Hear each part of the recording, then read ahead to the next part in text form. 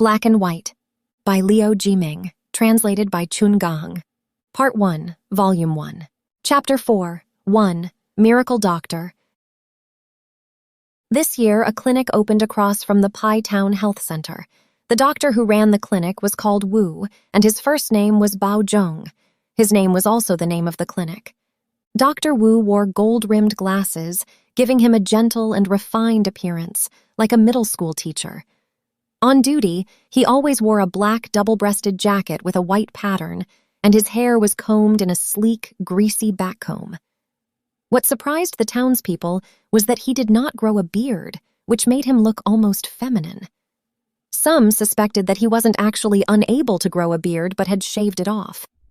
However, according to those who had visited the clinic and seen him up close, his face was completely smooth, not appearing to have been shaved. Due to his lack of facial hair, it was difficult to determine his actual age, as there were no apparent wrinkles either. Some guessed he was in his 60s, while others claimed he was only in his 40s. Nobody knew for certain.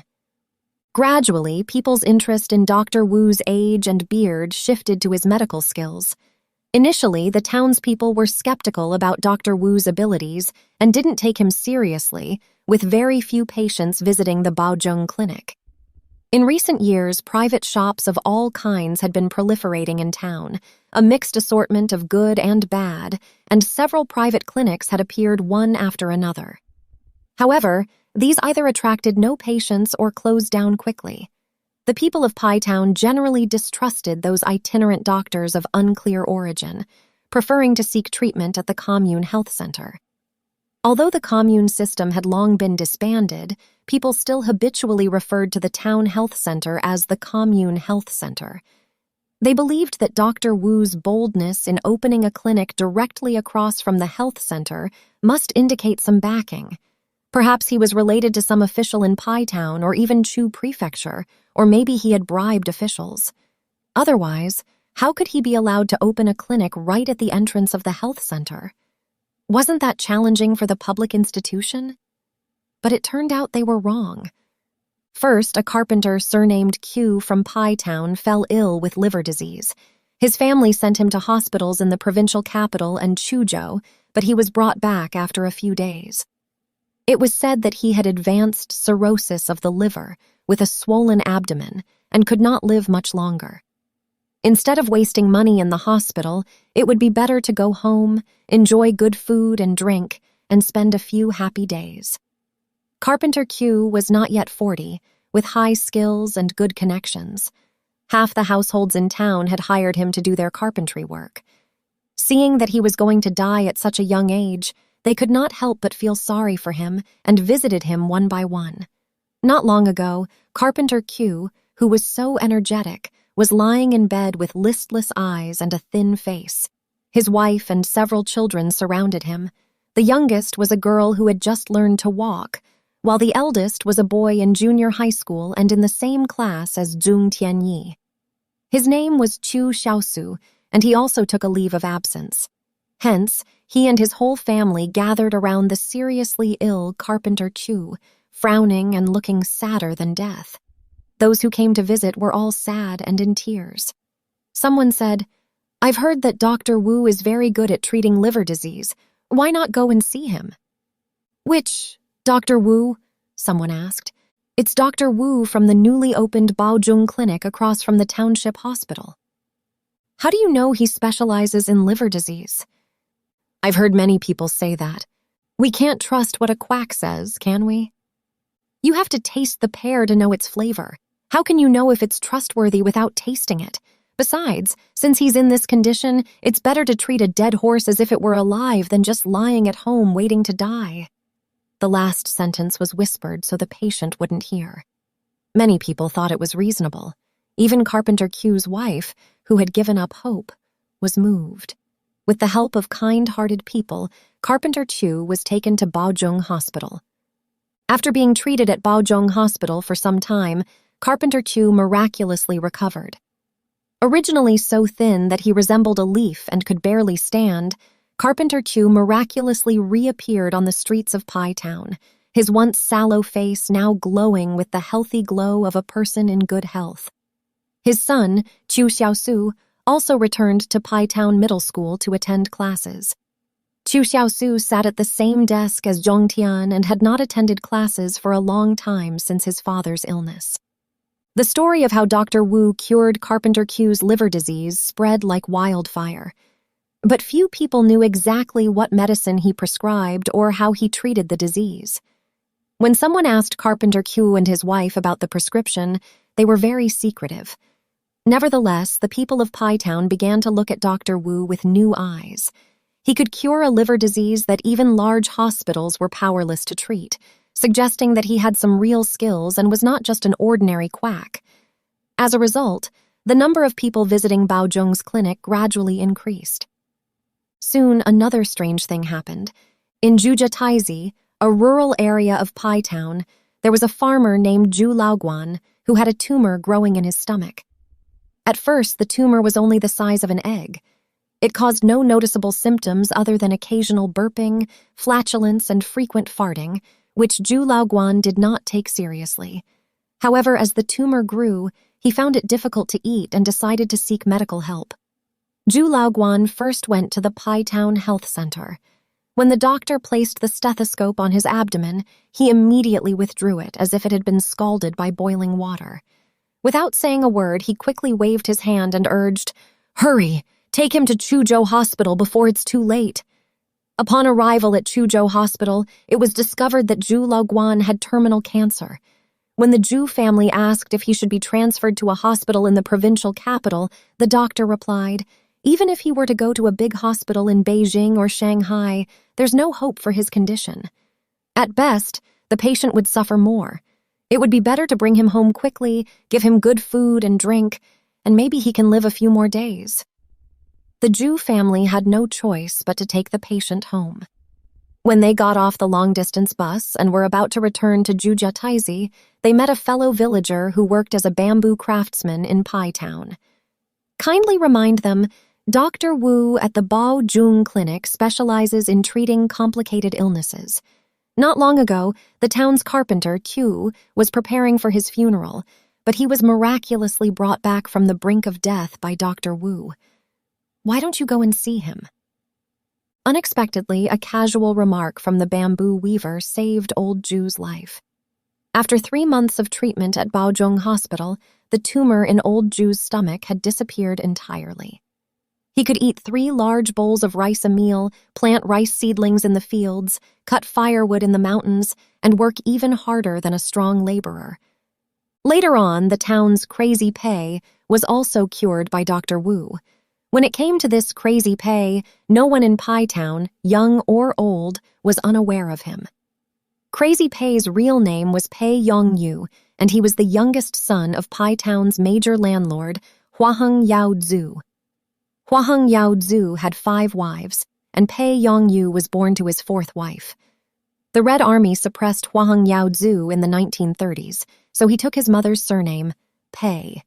In the early 1950s, he graduated from the Department of Chinese Literature at Dongjiang University. He worked as a cadre at the Chuzhou Cultural Bureau in his youth. Due to his father's reasons, he couldn't join the Communist Party, so he settled for joining the Democratic League, one of the 8 Democratic parties, and was a member of the Chuzhou branch of the Democratic League. In 1957, he actively participated in the Great Outcry and was labeled a rightist. After Pei Yongyu was labeled a rightist, he was sent back to his hometown, Paitown, to live with his mother, Huang Yaozu's 4th concubine. He underwent labor reform and soon went insane. Pei Yongyu used to be a gentle and refined person with a graceful demeanor. Since he went insane, his hair grew long and messy, like a pile of rotten straw, and his nails grew very long, becoming a different person. Unlike the crazy violence who beat and scolded people when he went insane, Pei Yongyu was a cultured madman. He wandered around the streets of Paitown every day, talking eloquently, from ancient times to modern times, from politics to culture, from domestic to foreign affairs, like giving a speech, shouting and waving his hands. "The sky is changing, the sky is changing." Unexpectedly, Pei, who had been mentally ill for decades, was cured by Dr. Wu of the Baozhong Clinic one day. One of the significant signs of Pei's recovery was that he no longer wandered around the streets of Pai Town all day long, giving speeches, nor did he shout, "The sky is changing, the sky is changing." Dr. Wu earned the title of Miracle Doctor from then on, and his fame quickly spread from Pai Town to even farther places. Many patients came to seek treatment at his clinic, and for a time, the once deserted Baozhong Clinic became crowded and bustling. In contrast, the communal health center across the street was deserted, with fewer and fewer patients coming to see a doctor. If this situation continues, the health center might have to close down. To change this dire situation, the town government once considered banning Baozhong Clinic for operating without a license, but ultimately did not take action. There were various opinions on the specific reasons. Some say it was because many cured patients jointly wrote letters to the higher authorities pleading for mercy, while others say it was because Dr. Wu made some connections and made a call, which made the Pai Town government hesitate to take action rashly. Regardless of the reason, Baozhong Clinic's reputation became increasingly prominent, earning more and more money. It was said that Dr. Wu had to go to the bank in town every day to deposit money, carrying a leather bag full of cash and accompanied by a young man with a camera hanging on his chest and wearing sunglasses. It was said that that was Dr. Wu's bodyguard hired to prevent robbers from robbing him. Soon, Zhong Tianyi appeared at the entrance of the Baozhong Clinic with his mother. Clinic. At that time, due to the overwhelming demand for medical services, the Baozhong Clinic had already rented the building of the commune health center opposite and officially moved in. The health center had previously occupied a building, but now it had rented 2/3 of the rooms to the Baozhong Clinic, with the remaining 1/3 used by the health center itself. Even so, very few people were visiting the health center for treatment. The doctors and nurses in the health center had nothing to do most of the time, while the Baozhong Clinic was bustling with people every day, creating a busy scene. Dr. Wu was too busy to handle it alone, so he recruited several doctors and nurses from the health center to help. The director of the health center was furious and threatened to dismiss them, but it still didn't stop this wave of talent outflow. After all, the salary offered by the Baozhong Clinic was much higher than that of the health center. In a fit of pique, the director resigned. As a result, the health center was only in name. Although the signs of Pai Town Health Center and Baozhong Clinic were hung side by side, people in the town no longer said they were going to the commune health center for treatment as they used to, but instead changed their minds and said they were going to the Baozhong Clinic. Zhong Tianyi led his mother to queue up at the Baozhong Clinic early in the morning. Since moving into the health center, although every patient went to see the miracle doctor, Dr. Wu, due to the overwhelming number of patients seeking treatment, even if Dr. Wu had 3 heads and 6 arms, he would be too busy. Therefore, a triage system had to be implemented. It was said this was a management experience learned from large hospitals in the provincial capital and Chuzhou. That is, Dr. Wu's assistants would first receive or pre-diagnose patients. The few doctors recruited from the hospital had all become Dr. Wu's assistants. Generally, the assistants could treat ordinary illnesses without having to see Dr. Wu. Only serious illnesses or complicated cases that the assistants could not handle could be transferred to Dr. Wu. It was almost noon when Zhong Tianyi led his mother through several rounds of pre-diagnosis and finally met Dr. Wu. Dr. Wu's consulting room was exceptionally spacious, several times larger than those of his assistants. The facilities were also much more elegant and impressive, resembling an office rather than a consulting room. In fact, this consulting room was previously the hospital director's office. After the director resigned, it became Dr. Wu's consulting and office space. After Dr. Wu moved in, he didn't make many changes to the original facilities, even keeping the slogan, "Saving Lives and Curing Wounds to Practice Revolutionary Humanitarianism," on the wall. He just replaced the portrait of the leader with a Tai Chi diagram. However, this change completely altered the atmosphere of the consulting room. On the other wall, opposite the Tai Chi diagram, there were various banners presented by patients with thank you messages such as Hua Tuo Reincarnated, Contemporary Bianqi, Living Guanyin, and so on. A banner also reads, Dr. Wu, the grace of saving my life will never be forgotten. You were the reddest red sun in my heart. Most notably, there was a bed in the consulting room with the quilt neatly folded into a square, angular, and tidy shape. It was separated by a plastic curtain, usually used for Dr. Wu's lunch break, and occasionally for patients to lie down for further observation and diagnosis. When Zhong Tianyi led his mother in, Dr. Wu was sitting beneath the Tai Chi diagram, with his eyes lowered and his hands clasped together on the table, motionless, as if asleep or meditating. Zhong Tianyi felt that the black and white pattern of the Chinese-style double-breasted shirt on Dr. Wu's body was exactly the same as the Tai Chi diagram on the wall, and the two complemented each other, giving people a sense of profoundness and unpredictability. The consultation room was eerily quiet, starkly contrasting the bustling noise outside. Zhong Tianyi helped his mother sit in the chair opposite Dr. Wu while he stood beside her, one hand pressed against her shoulder as if afraid she might run away. During the queue and pre-consultation process just now, his mother would have almost bolted away if it weren't for his coaxing and persuasion. Zhong Tianyi put a lot of thought into getting his mother to see a doctor. Ever since he decided to treat his mother's illness, he began working with his sister Gu Zheng to persuade her. At first, Gu Zheng doesn't believe the illness can be cured. Brother, did Dr. Wu really cure Crazy Pei? Zhong Tianyi said, How could it be fake? I saw Crazy Pei dressed neatly on the street that day, accompanied by two people who looked like cadres and got into a car. The townspeople said that Crazy Pei's hat had been removed, and his former unit's leader came to pick him up to return to work. Gu Zheng listened to Zhong Tianyi recounting the rumors he had heard from the town, which sounded very convincing. She finally believed him. She said, Once Mum recovers, we'll accompany her to the provincial city to visit our grandparents.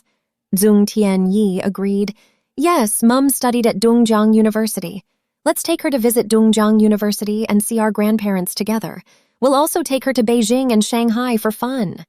Gu Zheng said, That would cost a lot of money. Zhong Tianyi replied, I calculated, and the money I earn as a temporary worker at the brick and tile factory is enough. Gu Zheng's gaze stopped on Zhong Tianyi's confident face and said, Brother, you're really something. Now Zhong Tianyi stood opposite Dr. Wu, nervously gazing at this legendary figure.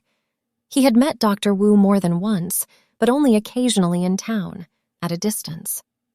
At this moment, Dr. Wu was so close that even the hairs on his face were clearly visible. He noticed that Dr. Wu was really like what he had heard in legends. He had no beard on his chin, his face was rosy, his hair was black and shiny as if it had been oiled, and coupled with the black and white patterned Chinese-style jacket on his body, it was hard to tell whether he was male or female, or how old he was. Zhong Tianyi waited for several minutes, but Dr. Wu remained motionless, eyes drooping, hands folded. Zhong Tianyi sensed that his mother was starting to get restless and wanted to break free from his grasp and stand up. He couldn't hold his patience any longer and softly called out, Dr. Wu. As soon as his voice left his mouth, Dr. Wu suddenly raised a finger and signaled to him, Keep quiet and let me take another look. But Zhong Tianyi couldn't help but feel a bit puzzled as he clearly saw that he had kept his eyes tightly shut the entire time. After a while, Dr. Wu slowly opened his eyes, and his gaze fell on Zhong Tianyi's face. He stared for a full minute before muttering, You should have been here long ago. This remark left Zhong Tianyi a bit puzzled. He was worried that the other person might misunderstand, so he said, Dr. Wu, it's not me who needs treatment. It's my mum. Dr. Wu waved his hand as if his explanation was completely unnecessary. It's all the same. It's all the same. Her illness is your illness, and your illness is her illness. It's all the karma from our previous lives. Zhong Tianyi seemed to understand but did not fully grasp the meaning. He looked at Dr. Wu and, fearing to say the wrong thing, whispered, Can my mum's illness be cured? Dr. Wu chanted like a monk, "Your illness is your father's illness, and your father's illness is your illness." Hearing the words, "your father," coming out of his mouth, Zhong Tianyi's heart couldn't help but tighten. Curious and nervous, he asked, "My father, you know my dad?" But Dr. Wu didn't answer, and he lowered his eyelids again, while one hand kept stroking his chin. Zhong Tianyi noticed that Dr. Wu's hand was very white and plump, like a woman's. He heard from the townspeople that Dr. Wu personally treated patients and charged several times more than the health center. Could it be that he was worried I couldn't afford the medicine? "I have money, as long as I can cure my mother's illness," Zhong Tianyi stammered. "I work at the brick and tile factory." "You get out," said Dr. Wu. "What?" Zhong Tianyi thought he had heard wrong. "You get out," Dr. Wu repeated before slowly opening his eyes. Zhong Tianyi was at a loss and didn't move. He noticed that Dr. Wu's eyes protruded significantly, and when he looked at someone, they seemed to be a condenser lens that could penetrate one's heart, a pair of rare hawk eyes. At this moment, a young man wearing sunglasses walked in and said in a commanding tone, "Did you hear? Dr. Wu wants to diagnose the patient and asks you to leave." Zhong Tianyi had heard that Dr. Wu didn't allow others to be present during his diagnosis of patients. Therefore, he released his hand from pressing his mother's shoulder and walked outside. However, his mother, like a child, firmly held onto his arm and refused to let go, showing a fearful expression in her eyes. Zhong Tianyi wanted to comfort his mother, but the young man wearing sunglasses impatiently tugged at him. He had no choice but to break free from his mother's grip and walk towards the clinic entrance. As soon as Zhong Tianyi walked out, the door slammed shut behind him. 3. Morgue, Darkroom, the heart of a young girl. The young man was wearing sunglasses, had long hair, wore a pair of skinny jeans and a pair of white Nike sneakers, and dressed like a city person. His accent didn't sound like he was from this town, and Zhong Tianyi had never seen him before. He only started appearing after the Baozhong clinic opened in Pai Town. His relationship with Dr. Wu was bizarre. He wasn't like the bodyguards speculated by the townspeople, nor was he like an ordinary clinic employee. Sometimes he disappeared for a few days, and after a while, he would suddenly appear in the clinic like he had emerged from the ground. He came and went without a trace, and no one knew where he came from or where he went. Some people speculated that the young man wearing sunglasses was Dr. Wu's apprentice. One reason was that the young man wearing sunglasses always followed him like a shadow whenever Dr. Wu went to the bank to deposit or withdraw money. Others said that the young man was Dr. Wu's adopted son because someone had personally heard him call Dr. Wu Dad on the street. In summary, the true identity of the young man wearing sunglasses in Pai Town was the subject of diverse opinions and conflicting theories, with rumors becoming increasingly bizarre. However, it was Zhong Tianyi who truly clarified the relationship between him and Dr. Wu. At that time, he would accompany his mother to the Baozhong clinic for treatment every few days. After delivering her to Dr. Wu's spacious consultation room, Dr. Wu would ask the young man wearing sunglasses to escort him out. Initially, Zhong Tianyi didn't stray far. He waited in the clinic's hallway. Concerned about his mother, who was alone with Dr. Wu, Zhong Tianyi would periodically approach the door and listen closely to any sounds coming from inside. He did so out of curiosity, as Dr. Wu had never prescribed any medication for his mother thus far, and he was eager to learn how Dr. Wu treated her. Additionally, he couldn't shake off the unease of his mother being alone with Dr. Wu.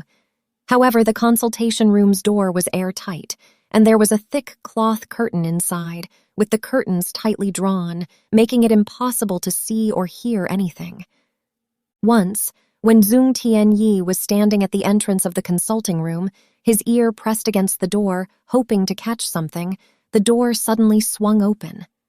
Dr. Wu stepped out, his eyes fixed on Zhong Tianyi like a sharp needle. Without saying a word, he simply dragged out his tone and shouted, "Du Wei!" Before the words were even finished, the young man wearing sunglasses suddenly appeared from nowhere, grabbed Zhong Tianyi, and left the consulting room without another word. Du Wei grabbed Zhong Tianyi by the arm and dragged him to a single-story house with a single door in a courtyard of the health center compound before letting go. Du Wei said that it was a house rented by Dr. Wu from the health center. The rent is very low. It's like living for free. The health center is essentially being taken care of by us now. What's the big deal about this little money? Zhong Tianyi was skeptical of his words. Du Wei knew that Dr. Wu had expelled Zhong Tianyi from the consultation room, and he felt a bit displeased.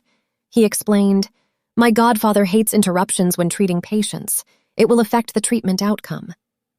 Upon hearing the word godfather, Zhong Tianyi let out an, "Oh. So you really are—" He only said half the sentence, and just as he was about to say the rest, he swallowed it back and changed his mind, asking, "Your name is Du Wei?" The other party nodded. Zhong Tianyi said, "My name is—" But before he could introduce himself, Du Wei interrupted him. "I know," he said in a mysterious tone. "I not only know your name, but also know the illnesses of you and your mother." "You're wrong. I'm not sick," Zhong Tianyi corrected. "I'm here to treat my mother's illness." "How do you know you're not sick?" Du Wei sneered. "Every patient denies they're sick at first, but my godfather knows. He can tell just by looking at you. Not only can he see through you, but he can also see through your parents." Zhong Tianyi felt that Du Wei's words were too mysterious. He originally wanted to retort, but considering the various rumors about Dr. Wu in town, he had to swallow his words and said, "But he hasn't prescribed a single medicine for my mum yet." "You don't understand," Du Wei interrupted him again. "My godfather never uses medication to treat mental illness. Didn't he cure Crazy Pei without prescribing a single pill?" "How does he treat illnesses?" Zhong Tianyi widened his eyes. "Exert power," Du Wei uttered two unfamiliar words. Zhong Tianyi originally wanted to ask what exerting power meant, but upon seeing Du Wei's mysterious expression, he knew that asking further would not elicit an answer. He had to hold his tongue tactfully. From then on, every time Dr. Wu treated his mother in the consultation room, Zhong Tianyi had to be taken by Du Wei to wait in that single-door, single-story house. The single-story house looked very humble from the outside, with red bricks and gray tiles, not much different from most of the houses in Pi Town. It was described as a single-door, single-yard house, but in fact it only had 2.5 rooms. One was Dr. Wu's bedroom, and the other was the living room. The bedroom door was always closed. When Zhong Tianyi once saw Du Wei open the half door, he saw only one bed inside, which was unusually wide and almost filled the entire room. As for what it looked like inside, he didn't see clearly. What was there to see in a bedroom of 2 men? Zhong Tianyi thought so, because he had heard Du Wei say that sometimes he also slept there, but sometimes I sleep alone in the living room. Du Wei pointed to the clumsy wooden sofa and added, "Carpenter Q gave this as a thank you gift for my godfather." At that time, he and Zhong Tianyi were sitting on the sofa. Du Wei's words made Zhong Tianyi deeply surprised. He couldn't imagine what it felt like for 2 men to live in the same room. However, when he thought of Du Wei calling Dr. Wu godfather, the strange feeling in Zhong Tianyi's heart lessened a bit. After all, they were father and son. He couldn't imagine sleeping in the same bed with his father. Zhong Tianyi was still very young when his father disappeared and had no memory of it. A hint of sadness flitted through his heart, and he couldn't help but envy Du Wei a little. Perhaps because 2 men were living there and it was a temporary rental, the room was very messy. Apart from the sofa, there was hardly any decent furniture. Moreover, there was always an unpleasant smell in the room. As for what exactly the scent was, Zhong Tianyi couldn't tell. Although it had a concrete floor, the room was still very damp, with traces of cockroaches crawling all over it.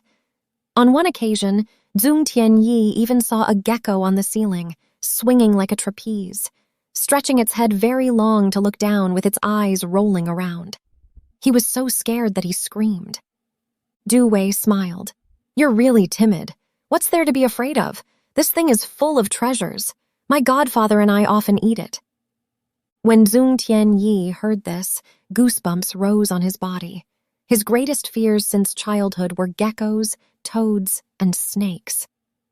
Of course, toads and snakes were also good things, said Du Wei. Zhong Tianyi felt like he was about to vomit. These few things can be called delicacies.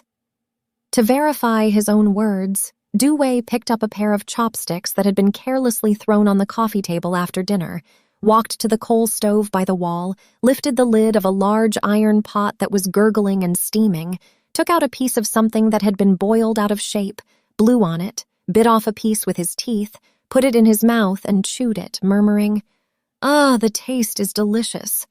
With that, he extended the chopsticks towards Zhong Tianyi. "It still needs a bit more heat. It will be better if it's boiled a bit longer. Do you want to try a bite?" Zhong Tianyi finally couldn't hold it in and vomited. "I used to be like you, feeling nauseous at the sight of these things, but I eventually got used to it."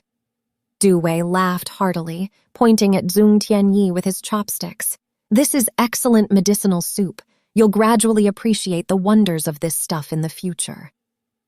Zhong Tianyi felt that Du Wei's demeanor was strikingly similar to Dr. Wu's.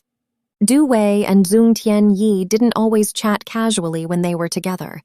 Sometimes he would leave Zhong Tianyi in the living room and disappear into the other small room for a long time. With nothing to do, Zhong Tianyi had no choice but to lie on the sofa and doze off. Once, while Zhong Tianyi was sleeping dreamily, something suddenly fell on him. He opened his eyes and grabbed it. It was a small book. Zhong Tianyi looked up in confusion and saw Du Wei standing at the small room's door. He winked at him and said, "Don't sleep in. Have time to read more. My godfather said that books were the best nourishment for life." Then he went back into the small room. Zhong Tianyi felt that what Du Wei said made sense. He picked up the small book, and a few words on the cover caught his eye. "The Heart of a Young Girl, Memoirs of Mana." Zhong Tianyi was drawn to the book like a magnet, and he curiously opened it. He saw that the words inside were handwritten, densely packed, like tadpoles, but the handwriting was neat and easy to read. "When I was 18, I was still studying in a middle school. At that time, due to my failure in one subject and my lack of emphasis on learning, I gave up my studies and applied to a sports school. My previous dream of becoming a glamorous movie star thus vanished into thin air. However, with my graceful and healthy physique and sports skills, I easily passed the entrance exam for a sports college." Zhong Tianyi felt his heart beating rapidly. He continued reading. "Suddenly, he fiercely embraced my body. One hand began to unbutton my blouse, while the other reached in and tore open my white bra, grasping my soft and elastic nipples. An indescribable sense of pleasure spread throughout my body, making me feel limp and feverish all over. Instinctively, I asked insincerely, 'Cousin, don't... What were you doing? Oh no!' 'Let me touch it,' he said, busy stroking back and forth. I held his neck tightly with one hand, and my other hand unconsciously reached for his rigid part, then grasped the throbbing thing. A warm current of intoxication, like an electric shock, rippled through my palms and spread throughout my body, making me feel extremely happy. Zhong Tianyi felt a surge of warmth coursing through his body. He recalled the Jin Ping Mei at home, which he had never finished reading due to its complex traditional characters and classical Chinese style. In comparison, this handwritten book was more captivating. He forgot all about his surroundings and devoured it with eagerness. After an unknown period, Du Wei emerged from the small room again, holding the camera he often wore around his neck, aiming it at Zhong Tianyi. He cautiously stood up from the sofa and asked, "What were you doing?" "Let me take a photo of you." Du Wei made a face. "You look cool when you're reading." Zhong Tianyi realized that he was still holding the small book, and his face blushed as if the book were hot to the touch. He threw it onto the sofa. "Don't be shy. My godfather said that books were good things, the ladder of human progress. But this is a pornographic book, Zhong Tianyi muttered. When I first saw this book, I thought the same as you, but my godfather said, whenever Du Wei spoke, he would mention godfather like a parrot. Zhong Tianyi found it a bit ridiculous and couldn't help but interrupt him, sarcastically saying, Dr. Wu, I mean your godfather, he knows so much. Of course my godfather is my life mentor, Du Wei said with a hint of pride. He's not just a doctor, he knows everything, such as… He glanced at the small book, picked it up and flipped through a few pages. This is the first lesson in life philosophy, worth learning well. Otherwise, you'll know nothing and accomplish nothing. Zhong Tianyi felt that Du Wei's words were quite profound, and he couldn't help but admire him a bit. I don't understand what you're talking about. I didn't understand it before. My godfather said that the world is made up of men and women. Only by understanding the little things about men and women can one grasp life's big truths. If a man can't even understand women, what prospects can he have? Du Wei said, again throwing the handwritten book into Zhong Tianyi's hands. This book is given to you. After reading it, you will understand everything. With that, he turned around and went back to the small room. Zhong Tianyi thought that Du Wei spoke like Dr. Wu. The key was that he also liked Dr. Wu, who had a pair of eagle eyes. Despite talking in the clouds, he thought Du Wei was a pretty good person, not the edge of the tone, but to the people. He was still quite righteous. Zhong Tianyi was lost in thought when a sudden thought popped up. He wanted to see what Du Wei was doing in the small room. He pushed the door open slightly, revealing a pitch-black interior. Even the windows were covered with thick canvas curtains, obscuring everything from view. The only light was a faint reddish glow, which vaguely illuminated a blurry figure. It felt like seeing the legendary ghostly flames, and Zhong Tianyi felt a chill run down his spine in fear. At that moment, the ghostly flames suddenly went out, plunging the room into complete darkness. Just as Zhong Tianyi was at a loss, he suddenly felt a hand pushing him out of the door. Then, Du Wei walked out, casually slamming the door shut behind him. "What were you doing?" he scolded with a stern face. "Don't you know that not even a bit of light can penetrate the darkroom? You almost ruined all the photos I've taken these days." Zhong Tianyi then realized that the darkroom was inside, where the photos were being developed. Since he had just come out of the darkroom, and perhaps because he was angry, Du Wei's face was ashen, with no blood color at all. The tension in Zhong Tianyi's heart had not yet subsided, and he scrutinized Du Wei's face as if he wanted to see clearly whether he was a human or a ghost. "You scared me. I thought I had seen a ghost." Du Wei shook his hands, which were covered with developer solution, and asked Zhong Tianyi, "Are you afraid of ghosts?" "Who isn't afraid of ghosts?" Zhong Tianyi found Du Wei's question a bit strange. "So you've seen a ghost?" Du Wei smiled strangely. I haven't seen it before." Zhong Tianyi shook his head. "I've seen it," Du Wei said with a mysterious expression. "Right here in this room." Seeing Zhong Tianyi staring at him in surprise, he added, "I didn't see it with my own eyes. I captured it with a camera." Zhong Tianyi recalled the camera that Du Wei often wore around his neck. However, he was skeptical of Du Wei's words. He felt Du Wei was deliberately trying to scare him as a punishment for his unauthorized entry into the darkroom. He realized that this guy was no ordinary character. "I know you don't believe me, and I didn't believe it at first either." Du Wei seemed to have read his mind. He carefully picked up a towel over the back of the sofa and wiped his hands. "But after hearing from my godfather that this small bungalow used to be the morgue of the health center, I had to believe it." As if to prove his point, he added, "I'll show you the photos when they're developed. Then you'll believe me." Du Wei glanced at Zhong Tianyi and said, "I captured a ghost in this room and the clinic, on your mother's body. I'll take a picture of you later to see if the ghost on your mother's body has jumped to you." Zhong Tianyi felt his hair stand on end as he remembered his mother, who was still receiving treatment in Dr. Wu's clinic. Without waiting for Du Wei to finish speaking, he suddenly rushed out of the room and sprinted towards the clinic. Behind him, he heard Du Wei's joyful laughter. "Ha ha, scared now, you coward!" When Zhong Tianyi sprinted to Dr. Wu's clinic at the speed of a 100-meter race, the clinic's door was wide open. Dr. Wu was the only one sitting behind the spacious desk, resting his eyes as if he were recuperating. The tightly closed door curtain behind him was lifted, revealing a bed inside that appeared somewhat messy, as if someone had just laid down. "Where's my mum?"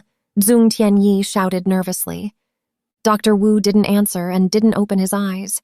He muttered to himself, "Just a little more, and I would have caught it. Just a little more."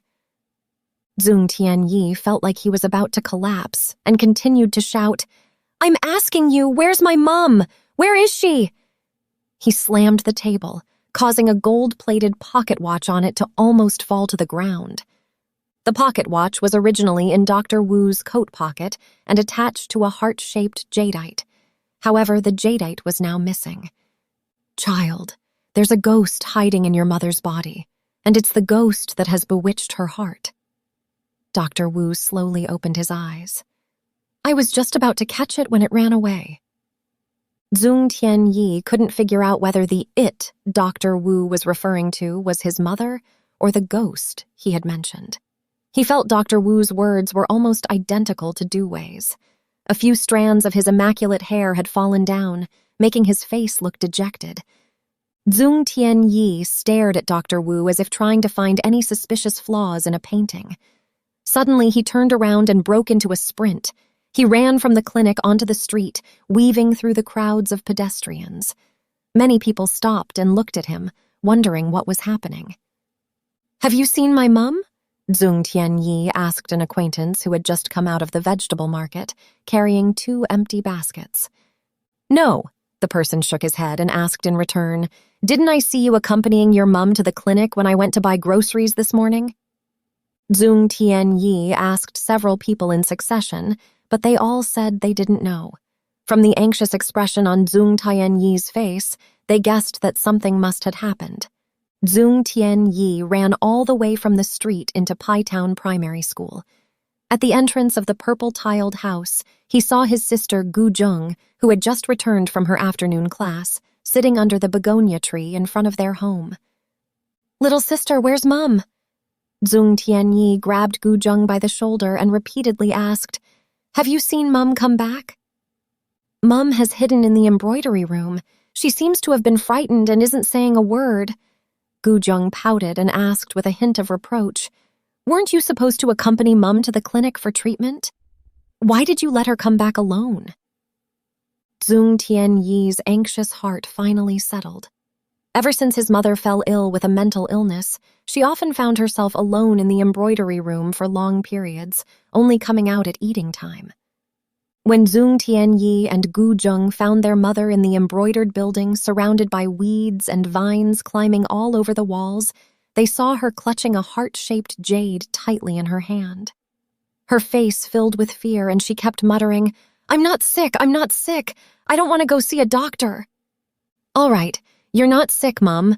Let's not go to the doctor." Zhong Tianyi stepped forward, gently hugged his mother, and helped her home with his sister. From then on, my mother refused to go to the clinic with Zhong Tianyi. Whenever she heard the word clinic, she would show a terrified expression.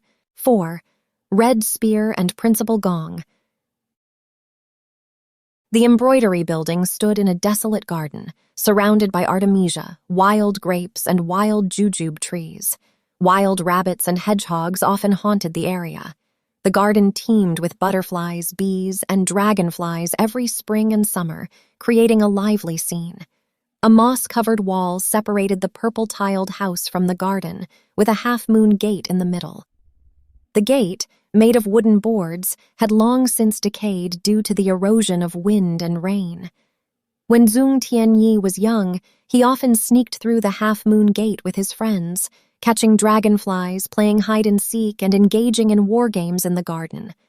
Zhong Tianyi even spent 50 cents to especially have a red feather spear made at the blacksmith shop in town, wrapped in red cloth, and declared himself the leader of the children's corps. He led several friends to launch an attack on the embroidery building, which was used as a Japanese gun emplacement. Only half of the embroidery building remained. According to adults, the Japanese mortar fire collapsed the other half. The remaining half was filled with broken bricks and tiles, and the wooden stairs were crumbled into powder. Whenever Zhong Tianyi and his friends captured the embroidery building, they would urinate on it victoriously. Over time, the embroidery building became filled with a pungent urine odor. Compared to the lively atmosphere during the day, the garden becomes quiet and eerie at night, and even adults rarely enter it. No one in Pai Town knew that Yongju Run, the prime minister of the Ming dynasty, had his concubine Yun Yang hang herself in the embroidery building. In earlier years, some people even saw a woman with disheveled hair walking around the garden at night, laughing and crying alternately. It was said that she was Yun Yaheng's ghost. However, this was just a legend, and no one had ever seen it with their own eyes. After entering junior high school, Zhong Tianyi rarely went into the garden. However, ever since he heard Du Wei talk about ghosts last time, he also recalled the legend of the embroidery building and Yun Yaheng. That day, he and his sister Gu Zheng managed to get their mother back home from the embroidery building. For the entire day, they were uneasy and restless. At night, he had a dream in which he was holding a red cherry spear and leading two friends, Waheng Chung and Ba Dung, to charge towards the embroidery building. He rushed up to the building, turned around, and saw that Waheng Chung and Ba Dung hadn't followed. Then, turning again, he saw a person on the embroidery building with disheveled hair and a long dress fluttering. He gripped the red cherry spear tightly and shouted, "Don't move! Raise your hands!" The person slowly turned around, with wet clothes dripping down. He recognized it as his mother. At this moment, Zhong Tianyi woke up and found himself soaked in sweat. During that period when the brick and tile factory was firing kilns to produce bricks, Zhong Tianyi often worked overtime and came home late every day. Before going to work, he repeatedly instructed his younger sister not to let their mother go to the embroidery building again. Summer vacation had begun, and Gu Zheng spent her days at home doing homework and reading novels. These novels were all rummaged out from her mother's trunk. Les Miserables Acquis, Notre Dame de Paris, Wuthering Heights, Jane Eyre, Anna Karenina, Gone with the Wind. Gu Zheng was increasingly fascinated by these foreign novels. Whenever she had a novel to read, her mother would sit beside her, holding a goose feather fan with a few missing feathers to fan her. While fanning, she hummed a song with inaudible lyrics, appearing quiet and not like a patient. Gu Zheng thought that her mother might not really be sick, and her brother should never take her to the Baozhong clinic for treatment. When the weather got hot, there was less cooking at home, and meals were taken from the cafeteria. However, during the summer vacation, the elementary school cafeteria was closed, so Gu Zheng had to go to the middle school cafeteria across the street to get her meals. Usually it was her brother who went to the cafeteria to get food, but if he were working at the brick factory, the task would be handed over to Gu Zheng. The food at the middle school cafeteria was much worse than that at the elementary school cafeteria. Not only were the dishes tasteless, but the prices were also several cents higher on average. In the past, when Gu Zheng went to get food, she never dared to order meat dishes. But things were different since her brother started working as a temporary worker at the brick factory. "We have to buy meat dishes for every meal. Brother has plenty of money now," her brother said as he handed her the meal ticket, with a tone of wealth and arrogance. This made Gu Zheng feel that getting food was a happy thing. Every mealtime, Gu Zheng would carry an aluminum lunchbox out of her house and show up at the middle school cafeteria on time. The lunchbox had 3 layers, with the first layer containing rice and the second and third layers containing vegetables, enough for 2 or 3 people to eat.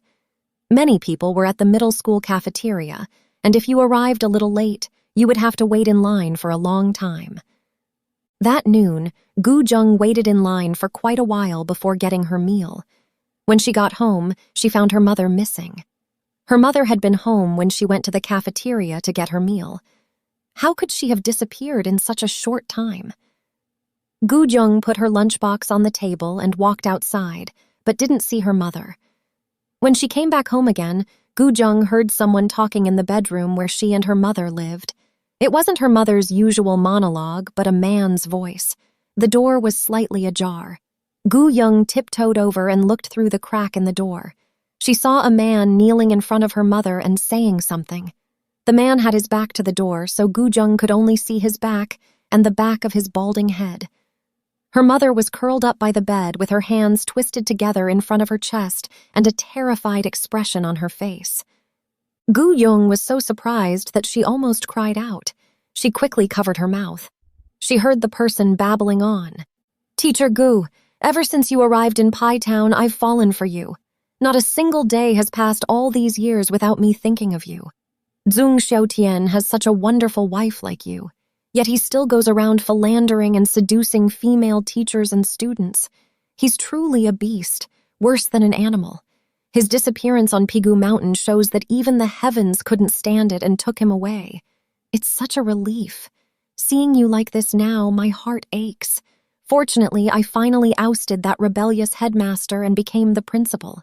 I can continue to pay your salary. Although it's only half, it's enough to cover your living expenses with your 2 children.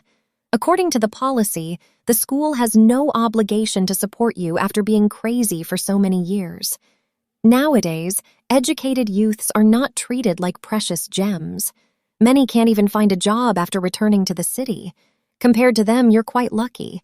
Of course, I could have given you the full salary, which would have made life much easier for the 3 of you. But Song Chen Kun, Deputy Governor Song, is only Zhong Xiaotian's former stepfather. I originally thought they were biological father and son. I was so convinced, and I flattered him so much, only to find out that I was kissing the ass of a donkey. Do you know why Deputy Governor Song came to see you? He came to distance himself from Zhong Xiaotian. He was just liberated as a capitalist roader. He was afraid of being associated with Zhong Xiaotian's biological father, who had become a traitor, and his ex-wife, that foreign woman named Anna, who is Zhong Xiaotian's mother. Forget it. Zhong Xiaotian's background is too complicated, so I won't investigate it. I only care about you now. In the eyes of others, you're a lunatic, but in my eyes, you're the most beautiful person in Pi Town, 1,000,000 times better than that yellow-faced woman at home. Whenever I have sex with her, all I can think of is you. Otherwise, that thing won't get hard. God bears witness, and every word I say is true. If there's even a single false word, I'm willing to die like Zhong Xiaotian and not even find my bones. Baby, I would do anything for you. Don't worry, I will take good care of the 3 of you. After Zhong Tianyi graduates from junior high school, don't go to high school or university. Find a job to earn money to support the family. I can let him work in a middle school like you did. It's also acceptable according to the policy. Baby, can you understand me? When Gu Jung heard this, that man grabbed her mother's hand and buried his face in it, kissing it like a chicken pecking at rice. Her mother struggled desperately to pull her hand away. At that moment, she saw Gu Jung peeping through the door and screamed. The person was startled, released her hand, turned around and saw Gu Jung, blushing and turning pale, hurriedly stood up, straightened his messy hair that had fallen onto his forehead, and walked out silently. Gu Jung recognized that the person was Principal Gong from Pi Town Middle School. Formerly, Principal Gong was the vice principal and also resided in the faculty dormitory building of Pi Town Primary School, facing the purple tile house. Before being transferred to Pi Town Middle School, Vice Principal Gong served as the academic dean of Pi Town Primary School. He was very thin, with a high-pitched and shrill voice. Even without a loudspeaker, his speech during meetings was jarring to the ears. He used to wear a Zhongshan suit with a pen sticking out of his breast pocket.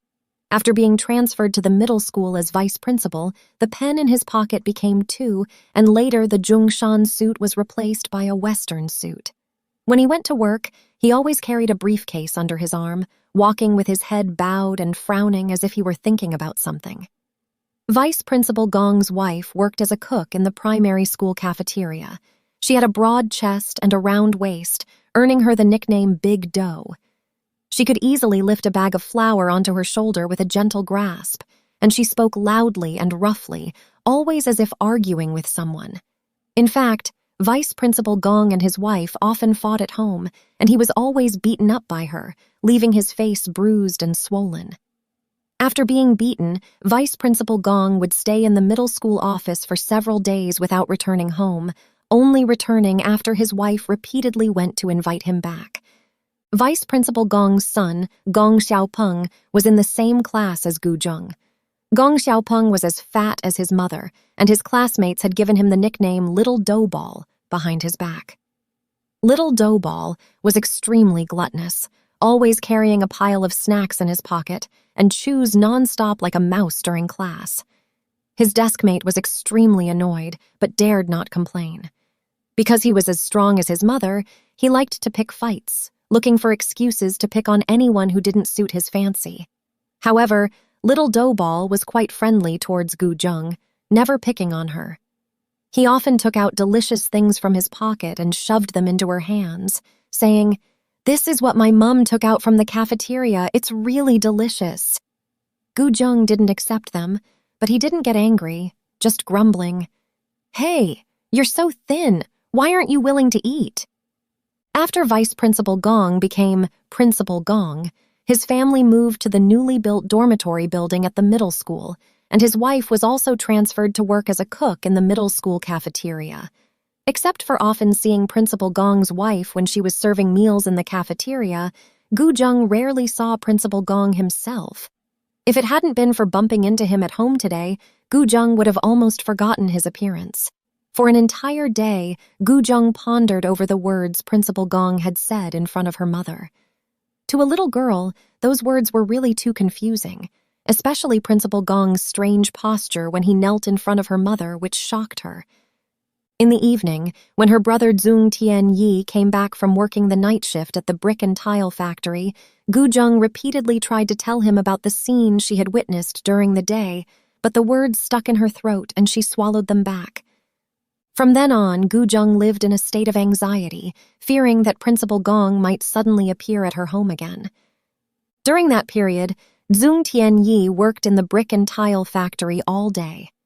Sometimes, when he was too tired, he would spend the night crowding with the workers in the factory. Even when he went home, it was often already midnight. After showering, he would crawl into the small room partitioned off with planks and plasterboard, plop down on the bed and fall asleep. The next day, he would go to work again before dawn, without noticing any abnormality in his sister's mood.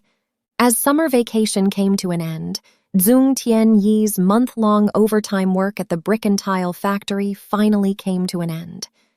Before leaving work, he went to the financial office to collect his salary for the month. Zhong Tianyi felt particularly fulfilled with a thick wad of money in his pocket. During this busy period, he neglected his family and wanted to reward his mother and sister. On his way home, he deliberately detoured to the supply and marketing cooperative-run restaurant and bought the last 2 baskets of steamed buns. It was not yet dark, and there was still a hint of crimson sunset glow on the western sky. The air seemed to have frozen, with not a breath of wind. The tune trees on both sides of the street, which had been bathed in the sun all day, drooped their heads and remained motionless. When Zhong Tianyi walked into the gate of Pai Town Primary School, he saw the gatekeeper, Mr. Lei, sprinkling water on the ground with a plastic basin. The air was filled with a strong, dusty smell. Zhong Tianyi quickly walked towards the purple-tiled house. The door was open and the room was empty. It was time for the cafeteria to open for meals, and Zhong Tianyi thought that his sister had probably gone to the middle school cafeteria to get some food. He placed the 2 baskets of steaming buns on the table. Seeing that the door to the bedroom was slightly ajar, he called out, "Mom!" No one answered, but he heard a strange moan. Zhong Tianyi's mind went blank for a moment. He took a few quick steps to the door and was immediately stunned by the scene before him. He saw a balding man with 2 skinny thighs lying on top of his naked mother, who was lying on her back in bed with her mouth covered by a hand, uttering incoherent cries. At that moment, the man heard the commotion and turned to look.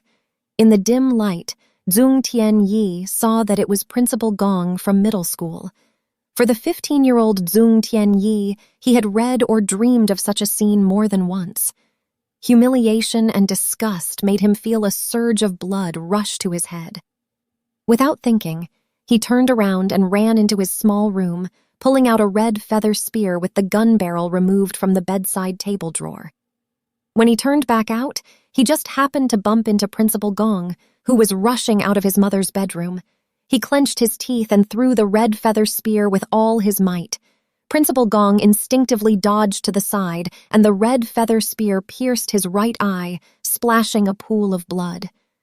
At that moment, Gu Zheng, who had just arrived at the door with a lunchbox, happened to see Principal Gong covering his right eye with one hand as blood gushed out like a fountain. With the other hand, he held onto the door frame and let out a shrill, miserable scream. "Murder! Help!" Gu Zheng's lunchbox fell to the ground with a thud. She glanced into the room and saw her brother, Zhong Tianyi, holding a red-banded spear without a gun barrel, with blood dripping from the tip. She hurried over and repeatedly called out, "Brother! Brother!" Zhong Tianyi stood there in a daze, completely unresponsive, like a wooden figure. In an instant, Zhong Tianyi realized he had made a big mistake. The only thought that flashed through his mind was to escape. He stuffed the salary he had just received into his sister's hand and slipped out of the primary school campus amidst the chaos. He ran all the way to the dormitory of the brick and tile factory.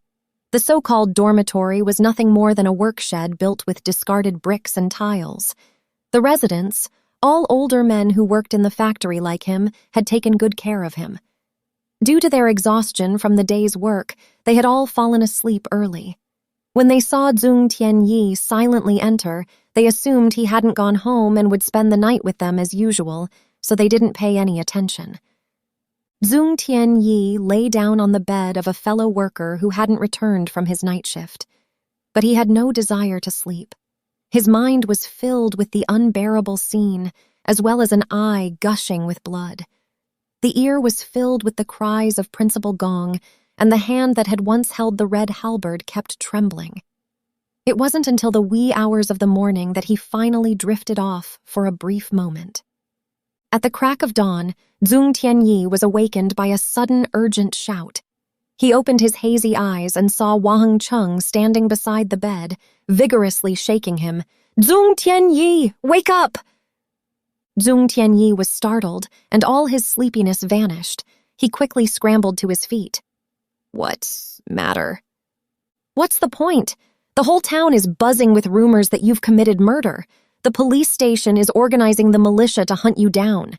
They even called my dad, asking if you've taken refuge in the brick factory. I overheard them." Due to nervousness, Wang Cheng stuttered, "Quick, hide in the mountains." Zhong Tianyi never expected Wang Cheng to be so loyal. His heart swelled with warmth, and without saying anything, he gritted his teeth and ran out of the workshed. Chapter 5. 1. Escape. After escaping from Pai Town, Zhong Tianyi plunged into the vast and wild Pigu Mountain like a foal. This was not the first time Zhong Tianyi had been to Pigu Mountain. In elementary school, he went to Pigu Mountain for a summer camp organized by his school. That time, he was so engrossed in picking pine mushrooms in the forest that he almost got lost. During the severe crackdown period, 2 criminals who had murdered people in Chuzhou escaped into the mountains. The Pigu town government and the police station organized the militia to hunt them down. Even the senior students of Pigu Middle School were mobilized to assist the militia in searching the mountain.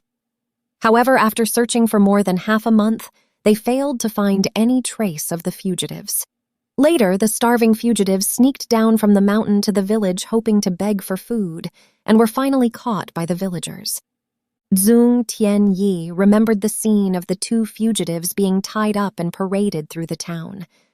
When the parade passed the middle school gate, he saw the two tall and short fugitives with their hands shackled. Their hair was very long, probably because they hadn't had a haircut for several months. The wanted notice said they were brothers, the elder brother named Wang Dashan and the younger brother named Wang Xiaoshan, referred to as the two Wangs on the notice. They killed 3 people in the Chuzhou shopping mall and looted all the gold, silver jewelry, and cash from the mall. Both brothers were not very old, around 20 years old. The shorter one looked younger, probably the younger brother Wang Xiaoshan, who always kept his head down and his facial features were not clearly visible. The taller one was the elder brother Wang Dashan, who held his shackled hands in fists and raised his head like a hero in a movie, almost ready to shout slogans. When they passed the gate of the middle school, Wang Dashan's gaze paused for a moment among the onlooking students, and a sneer appeared on his lips. Zhong Tianyi was only a few steps away from Wang Dashan and noticed a horseshoe-shaped scar near the corner of his right cheek. Now the scar on Wang Dashan's right cheek resurfaced in Zhong Tianyi's mind, deepening his panic. After entering the mountain, Zhong Tianyi didn't take the main road as there was actually no main road to follow. He didn't dare to approach the village, as if he were spotted and reported to the police, he wouldn't be able to escape. He ran and ran deeper into the mountains, his hands and arms being scratched by thorns without even noticing. Once, he fell into a ravine covered with vines from a steep mountain path, bumping his forehead and forming a goose-egg-sized lump. The blood that flowed blurred his vision. He climbed up with difficulty, gritted his teeth, endured the pain, and continued to run forward. He ran from morning until noon and then from noon until afternoon. As it was getting dark, he slowed down his pace. Looking around, he saw high mountains and dense forests with no signs of human habitation. He was sure he had already left the dangerous world outside and entered the hinterland of Pigu Mountain, and his tense heart finally relaxed. Zhong Tianyi spent the night beneath a cliff. Summer had just passed, and the mountains already had a hint of autumn. The temperature difference between day and night was more than 10 degrees. Mountain fog and night dew fell like mosquito nets from all directions, as if a layer of frost had descended. In the middle of the night, Zhong Tianyi was seized by a bone-chilling cold. His limbs were ice cold, and he curled up into a ball. He felt something soft on the ground, which turned out to be pine mushrooms drenched by rainwater from the pine trees. After exposure to the sun and rain, they had turned into dried pine mushrooms. He chewed on them for a bit, but swallowed them whole before savoring the taste. Later, he found a few pine nuts and cracked open the hard shells with his teeth, extracting the kernels to eat. After eating, he felt his body temperature gradually returning to normal. The forest was so quiet that one could hear dew dripping onto the ground. Not far away, the hoot of an owl echoed, followed by an endless silence. Through the gaps in the leaves, one could faintly see the deep blue sky and a silver crescent moon hanging above. Not far from the moon, on the edge of the Milky Way, there was a gem-like star, big and bright. Zhong Tianyi remembered that when he was a child, he often lay on a bamboo bed outside the purple-tiled house to enjoy the cool breeze. He often saw a particularly dazzling star on the edge of the Milky Way. His mother pointed to that star and said it was called the Cowherd Star, which was about to cross the Milky Way to meet the Weaver Maid. Then, his mother told him the Cowherd and Weaver Maid story. However, there were too many stars on the edge of the Milky Way, and he never found the Weaver Maid star. Now, as he looked up at the vast sky, he wondered if the star he saw was the Cowherd Star his mother had mentioned, and even more, he wondered how his mother and sister were doing. Would they be affected? Zhong Tianyi's mind grew increasingly chaotic, and he gradually fell asleep. After an unknown duration, he was awakened by the chirping of birds. He opened his eyes to find that it was already dawn, with the morning light filtering through the dense forest, dispelling the thick night mist. With its long tail trailing behind, a squirrel crept stealthily over, its small eyes flickering as it looked at Zhong Tianyi before scampering up a tree. 2 white-headed magpies chirped incessantly on a nearby black pine, as if echoing each other. A cuckoo's cry echoed from deep within the woods, followed by more bird songs emanating from all directions. The entire forest seemed to transform into a vast orchestra playing a symphony of birdsong. Zhong Tianyi washed his face with water dripping from the cliff and continued to walk deeper into the woods. As noon approached, he finally emerged from the forest. A typical alpine landscape greeted his eyes, with gentle rolling hills and white clouds that seemed as soft as cotton wool within reach. The sky seemed closer to the ground, and the grasslands, like blankets, spread out across the hillside in patches. Countless wildflowers bloomed in a wild and solitary manner. A small stream meandered out of a low shrub forest, resembling a green handkerchief, flowing gently along the grasslands. The sound of the gurgling water was pleasant, as if the stream was not flowing over the grasslands but into one's heart. As he walked through the bushes, a stretch of farmland appeared before Zhong Tianyi's eyes. The stalks were laden with heavy corn cobs, some almost crushed. Adjacent to the cornfield was a sorghum field, where the red sorghum heads swayed in the wind. From afar, it looked like a group of children armed with red halberds, ready for battle. Zhong Tianyi had never expected such a lush crop field deep in Pigu Mountain, far away from the hustle and bustle. He suspected he was dreaming, so he rubbed his eyes vigorously and pinched his arm. The pain made him realize that everything in front of him was real. Then he dived into the crop field, broke off several corn cobs like a monkey, and sat down on the ground, devouring them without any choice. He had eaten boiled corn before, but he had never eaten raw corn.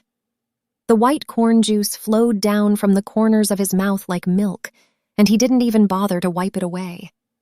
His greedy appearance makes it seem like he was not eating a few corn cobs, but a delicious meal. From yesterday morning to today, he hadn't eaten a single grain of food, so he was really hungry. At that moment, Zhong Tianyi received a heavy blow to the head. He didn't even have time to groan before collapsing to the ground. When he woke up, he found himself being carried on someone's shoulders, with his hands and feet tightly bound. Due to being carried upside down, he couldn't see the person's face, but he could see 2 dark and shiny legs with prominent veins on the calves and a pair of bark-woven shoes on their feet. The rope tied to him was also made of bark, as sturdy as cowhide. He tried to struggle, but the rope didn't loosen at all. Instead, it tightened like rubber. The person smelled terrible, like the sour smell of someone who hadn't bathed for a long time, almost making him vomit. "Let me go!" he shouted, but the person ignored him and walked faster. Due to being carried upside down, everything was turned upside down. The blue sky that was originally above his head turned to his feet, like an unfathomable lake. The wild grass by the roadside fell under the trampling of those big feet wearing bark shoes, and the grasshoppers, mosquitoes, and flies scattered at the sound, as if it wasn't a person coming but a tank. After walking for about the length of a cigarette, a house appeared not far away. The roof was covered with thatch, and the walls were all stone, resembling a small castle. Then Zhong Tianyi heard a few barks of a dog. Just as he was wondering where he was, the man threw him to the ground like a bag of potatoes. A 4-eyed black dog covered with mixed fur barked wildly when he landed and lunged at him. Just as it was about to pounce on him, a sudden shout rang out. "Doo!" The dog stopped at the sound, retracting its 2 extended sharp claws. Zhong Tianyi saw an old man with a wrinkled face and skin that was as dark and shiny as if coated with tung oil sitting on a stone under the eaves. His white hair resembled a pile of messy grass mixed with his white beard, making it hard to distinguish which was which. The old man held a huge cigarette in his mouth, not the kind of paper cigarette people smoke, but a rolled-up raw tobacco leaf known as Yazi Yan in Pai Town. Uncle Lei, the caretaker of Pai Town Primary School, had smoked this kind of tobacco. Once, Zhong Tianyi took a few puffs from Uncle Lei, and the spicy taste almost made his tears fall. The white-bearded old man smoked noisily while squinting at Zhong Tianyi lying on the ground, as if he were looking at a captured animal. The man who carried Zhong Tianyi back held the red-feathered spear seized from him and gestured, muttering incomprehensible sounds. It turned out that he was mute. Like the white-haired old man, his hair was messy, but not white. The two men also looked alike in their facial features, and judging from their ages, he was probably the son of the white-haired old man. The white-haired old man seemed a bit impatient with the mute's gestures. He seemed to have taken an interest in the red lance, snatching it from the mute's hand and turning it around in his hand for a closer look. Then he turned his gaze to Zhong Tianyi and pointed at him, asking, "Where were you from?"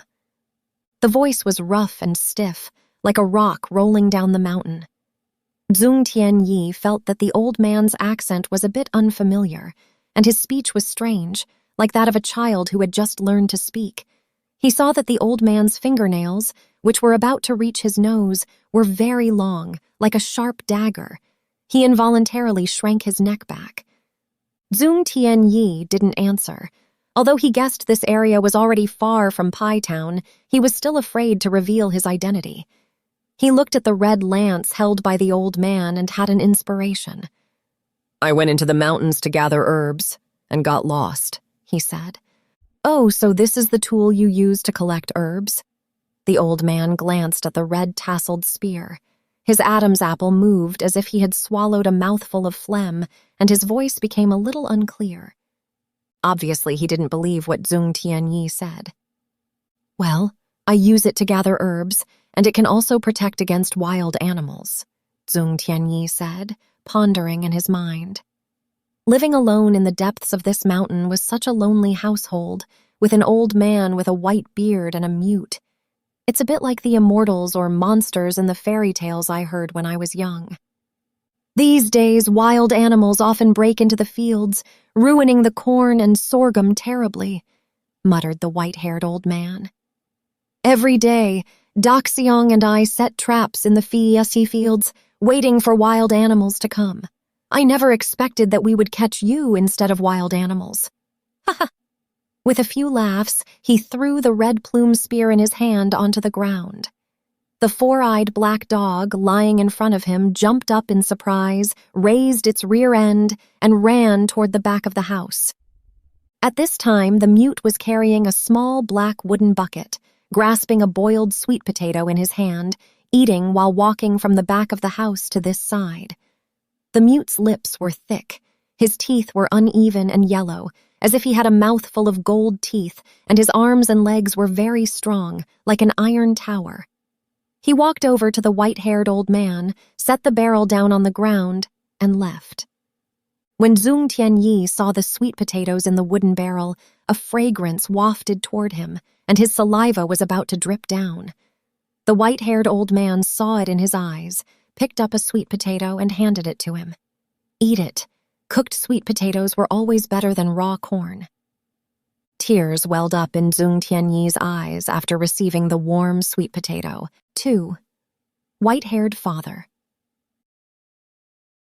Unknowingly, more than half a month had passed, and Zhong Tianyi, along with the white-haired father and the mute, lived together like a family.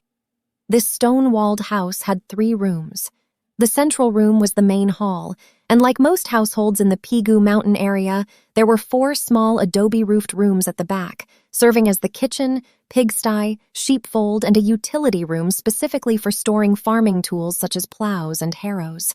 Surrounding the house were low walls made of small stones.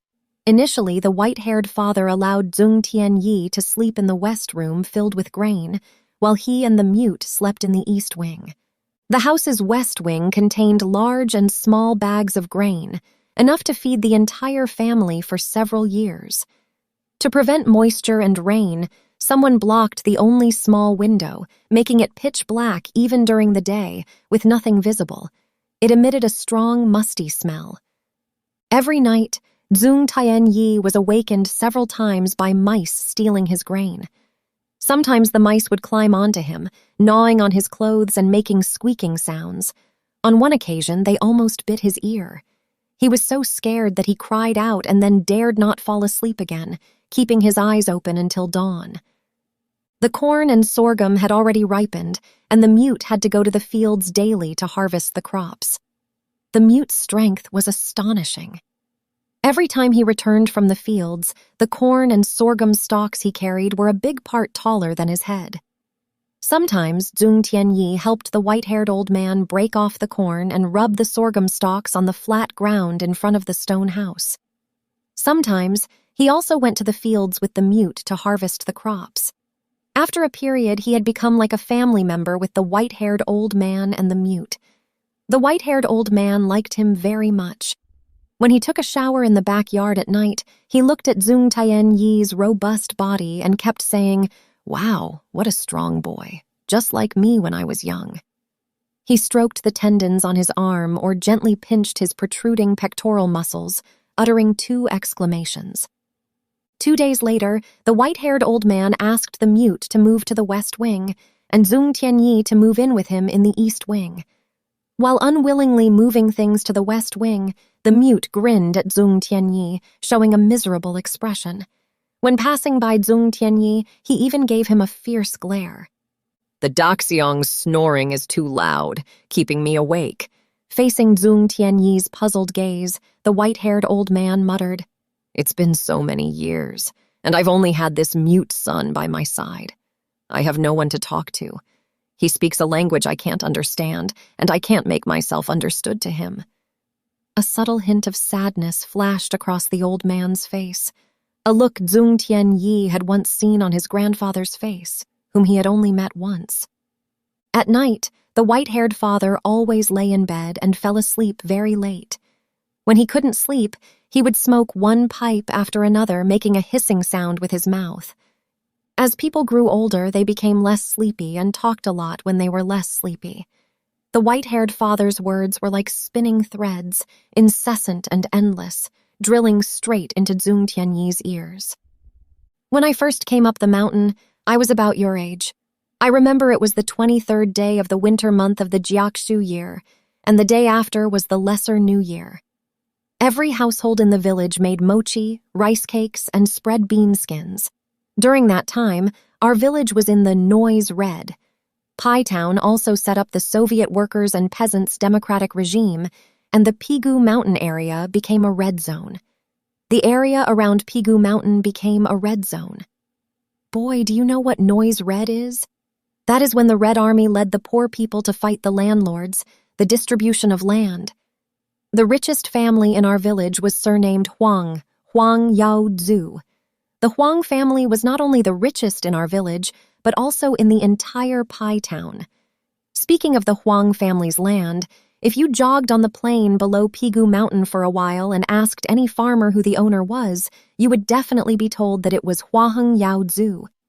The Huang family had shops, restaurants, and oil-pressing workshops in Pai Town and opened 2 businesses and pawn shops in Chuzhou City.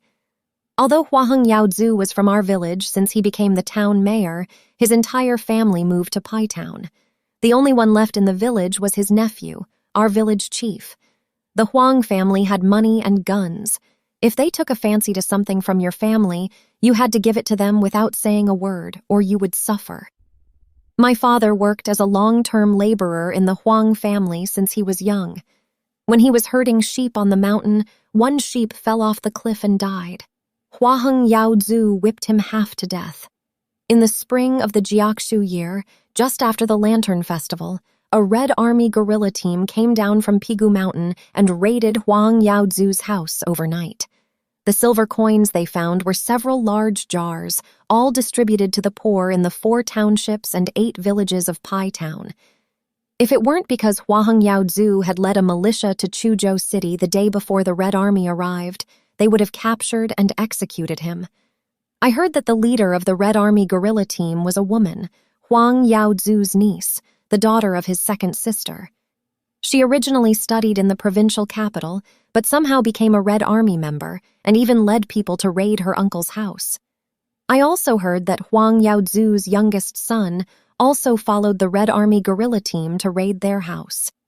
It was his intelligence that allowed the Red Army guerrilla team to raid Huang Yaozu's house and establish the Soviet Workers' and Peasants' Democratic Government in Pai Town. These were all things I heard from adults, but I don't quite believe them. I asked my father, but he didn't say whether or not it was true. My father was the chairman of the village Soviet and the leader of the Red Guard, and he knew the female guerrilla leader of the Red Army. He just said, "The female guerrilla leader of the Red Army? Oh, that girl is gorgeous and a sharpshooter. Baby, were you asleep?" I'm listening. Zhong Tianyi, who was sleepy, barely opened his heavy eyelids and saw the flickering pipe of the white-haired father at the other end of the bed, twinkling like the legendary ghostly flames. Noise Red Army guerrillas, sharpshooters, Soviet. These unfamiliar yet familiar words, which Zhong Tianyi had once read in textbooks, were now heard from the white-haired father's mouth, which amazed him. "Son, I know you don't believe in the stories I tell you, thinking I'm just making them up to pass the time." The white-haired old man coughed and turned over. "I've told these stories to Da Xiang, Big Bear in Chinese, before, but it doesn't matter if he can't hear them. As long as someone listens, I'll keep telling. When Da Xiang isn't home, I tell them to Four Eyes.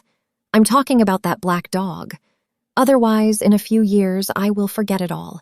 Forget how I hid in this big mountain. Child, where did I talk about it?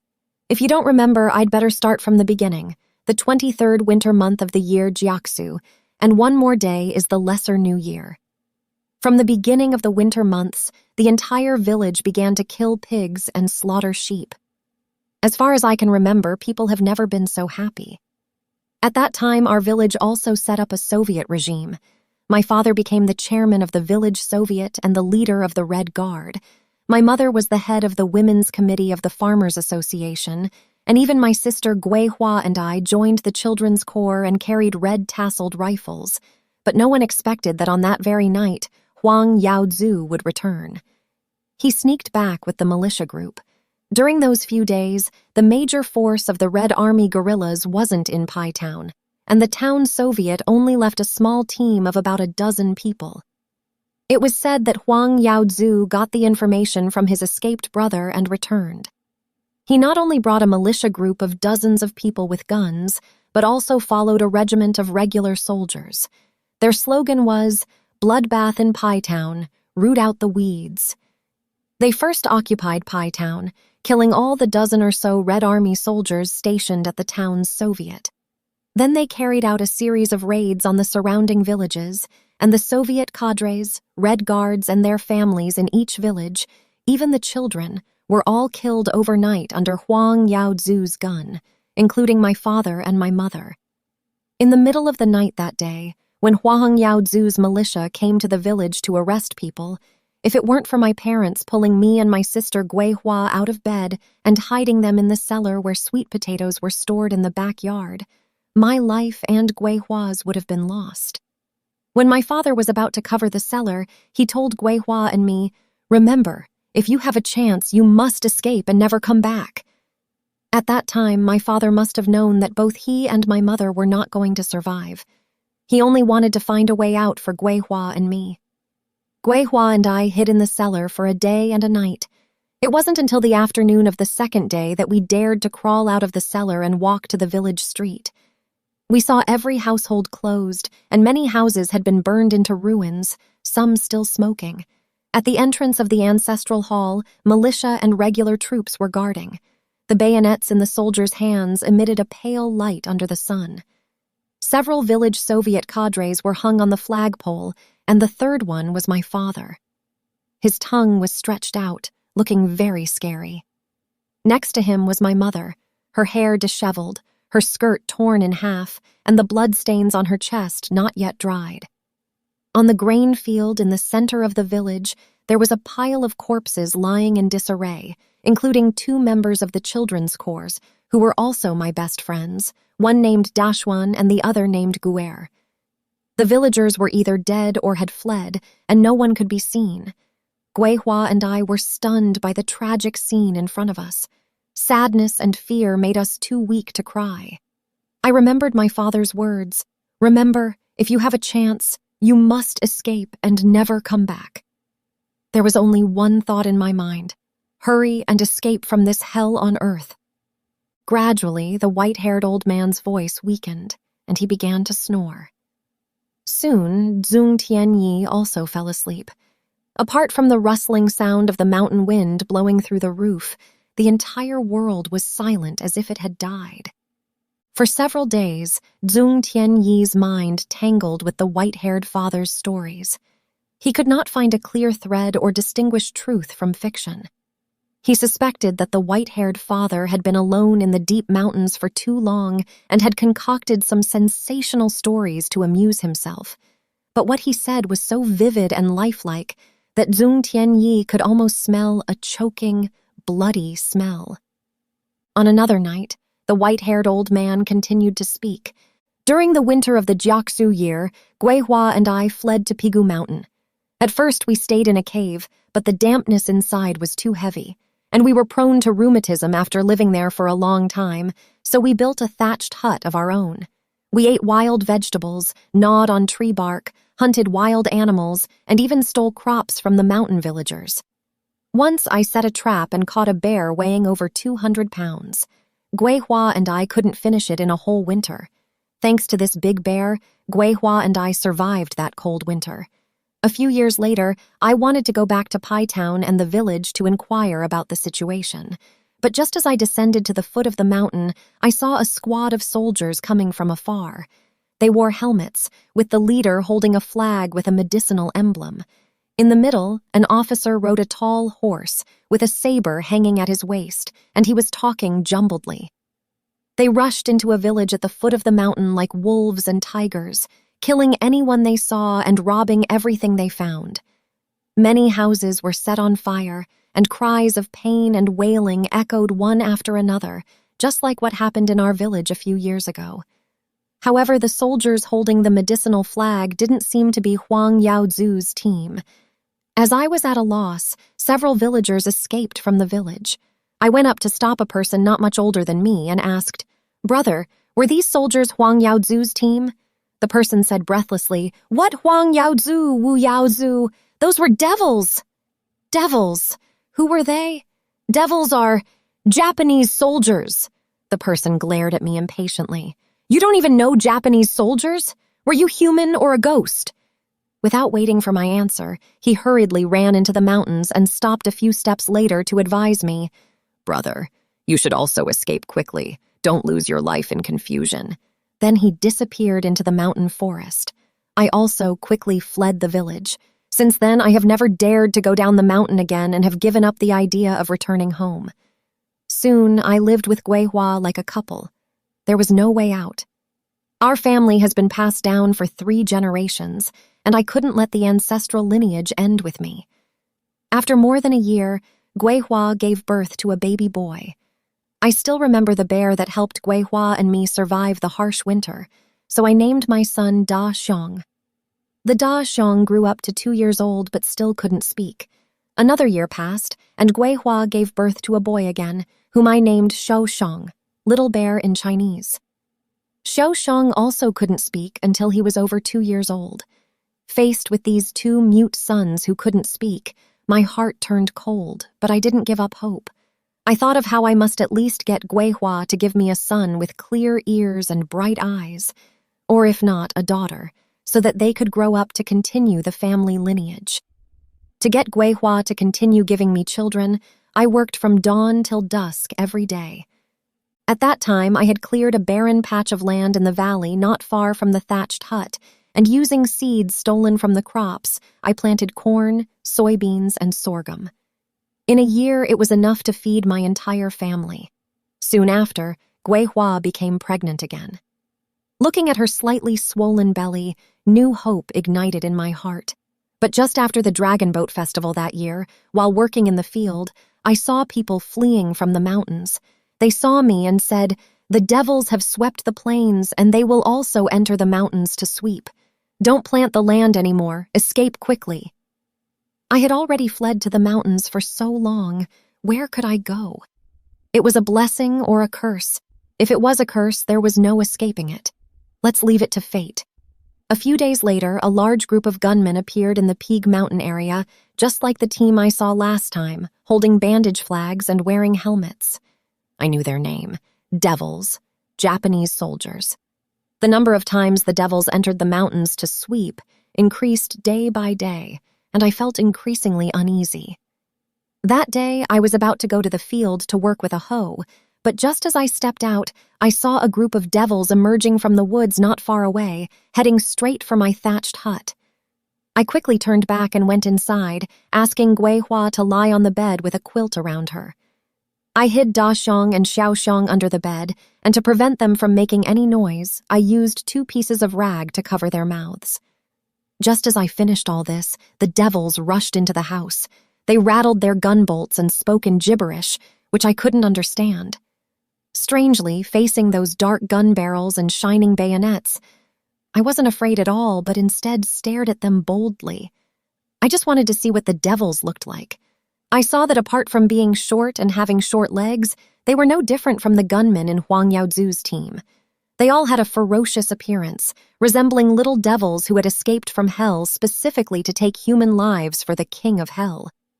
At that time, I never could have imagined that the Devils wouldn't even spare a pregnant woman. An officer came forward and tore off Gui Hua's quilt, pouncing on her like a hungry wolf. My eyes turned red with anger, and I picked up a hoe from a corner of the wall and chopped at the officer's head. I heard a thud, and a bayonet pierced deep into my back. The hoe fell from my head. I collapsed to the ground immediately. Then the soldiers howled and rushed towards Gui Hua. At first, I could still hear Gui Hua's mournful screams, but gradually, apart from the howls of the Devils like wild wolves, I couldn't hear anything else. I fainted. After a long time, when I opened my eyes, there was no trace of the Devils in the room. Da Xiong and Shou Xiong had crawled out from under the bed and were wailing for their dead mother. Gui Hua was lying on the bed, covered in blood, with her eyes wide open and a tear hanging from the corner of her eye. At this point, the white-haired old man seemed to be trying to prove something. He got up from the bed, lit an oil lamp in a recess on the wall, lifted his belt, and exposed his back. When Zhong Tianyi saw it, he indeed noticed a prominent scar on his waist. One morning, when Da Xiong went to harvest cornstalks, Four-Eyed Black Dog followed him. Zhong Tianyi and the white-haired father were breaking off corn cobs at the entrance of the stone house. Taking this opportunity, Zhong Tianyi raised a question that had been lingering in his mind for days. "Father, you've always said you have 2 sons, Da Xiong and Shou Xiong, but why haven't I seen Shou Xiong?" Zhong Tianyi felt a twinge of regret as soon as the words were out of his mouth. The white-haired father's face immediately darkened. He paused his work, lit a leaf cigarette, and smoked it with a series of puffs. After a while, his expression softened a bit. "After Gui Hua died, I moved to this place with Da Xiong and Shou Xiong. We slowly built this stone house. The crops we harvested from the fields were enough for us to eat. If we couldn't eat all the food, we would carry it down the mountain to exchange for salt, kerosene, needles, thread, cloth, and other things. After Gui Hua died, I became both a father and a mother. The clothes that Da Xiong and Shou Xiong wore were all sewn by me, 1 stitch at a time. But since then, I have never gone down the mountain or seen anyone from outside the mountain. I haven't even encountered a bandit. Whenever I carried food down the mountain to exchange for things, I would let Da Xiong go. This went on year after year. I gradually grew old. I don't know what happened outside the mountain over the years, whether the Devils were still killing and setting fires everywhere. Every time Da Xiong came back from outside the mountain, he would gesture to me for a long time, but he couldn't explain what had changed outside. That world is getting farther and farther away from me, as if it were from a previous life. But I can't forget my dead parents and Gui Hua, as well as so many fellow villagers. I had to tell Da Xiong and Shou Xiong over and over again. If they couldn't hear, I would tell the wolves and bears on the mountain. The wild animals often came to my house to steal food, chickens, and ducks, but they couldn't understand. I still told them repeatedly not to let them listen, but to remind myself not to forget those past things. But now Da Xiong and Shou Xiong were about to turn 40. What will they do if I die? What about the ancestral lineage? When I think about this, I can't eat or sleep because of worry. One day, I finally decided to let Shou Xiong venture outside the mountain. He is 2 years younger than Da Xiong and doesn't have such a hot temper as Da Xiong. He is also smarter than Da Xiong. If he is lucky enough to meet a woman, whether it's a blind or lame person, and have a son or daughter, it would be considered a continuation of the ancestral lineage. So I sent Shou Xiong down the mountain. 10 years have passed since that day. I counted on my fingers, and it's been exactly 10 years, not a single day less. Every year on the day Shou Xiong went down the mountain, I waited for him at the pass ahead, sitting there all day long, but I never saw Shou Xiong's shadow. I wonder if he was killed by the devils like his mother. Otherwise, why hasn't he come back yet? Even if he sends a message back, that would be good. Speaking of which, the old man's wrinkled eyes, filled with white hair, gradually became clouded with tears. He wiped the corners of his eyes with his withered hand and turned to Zhong Tianyi, asking, "Child, you came down from the mountain. Tell me, were the devils still killing people?" "Devils?" Zhong Tianyi didn't know how to answer, just shaking his head. "I haven't seen devils." "So the devils have gone to raid elsewhere," said the white-haired old man. "My child, don't be careless. They will come back after a while." Zhong Tianyi always took the words of the white-haired old man with a grain of salt, so he didn't take them seriously.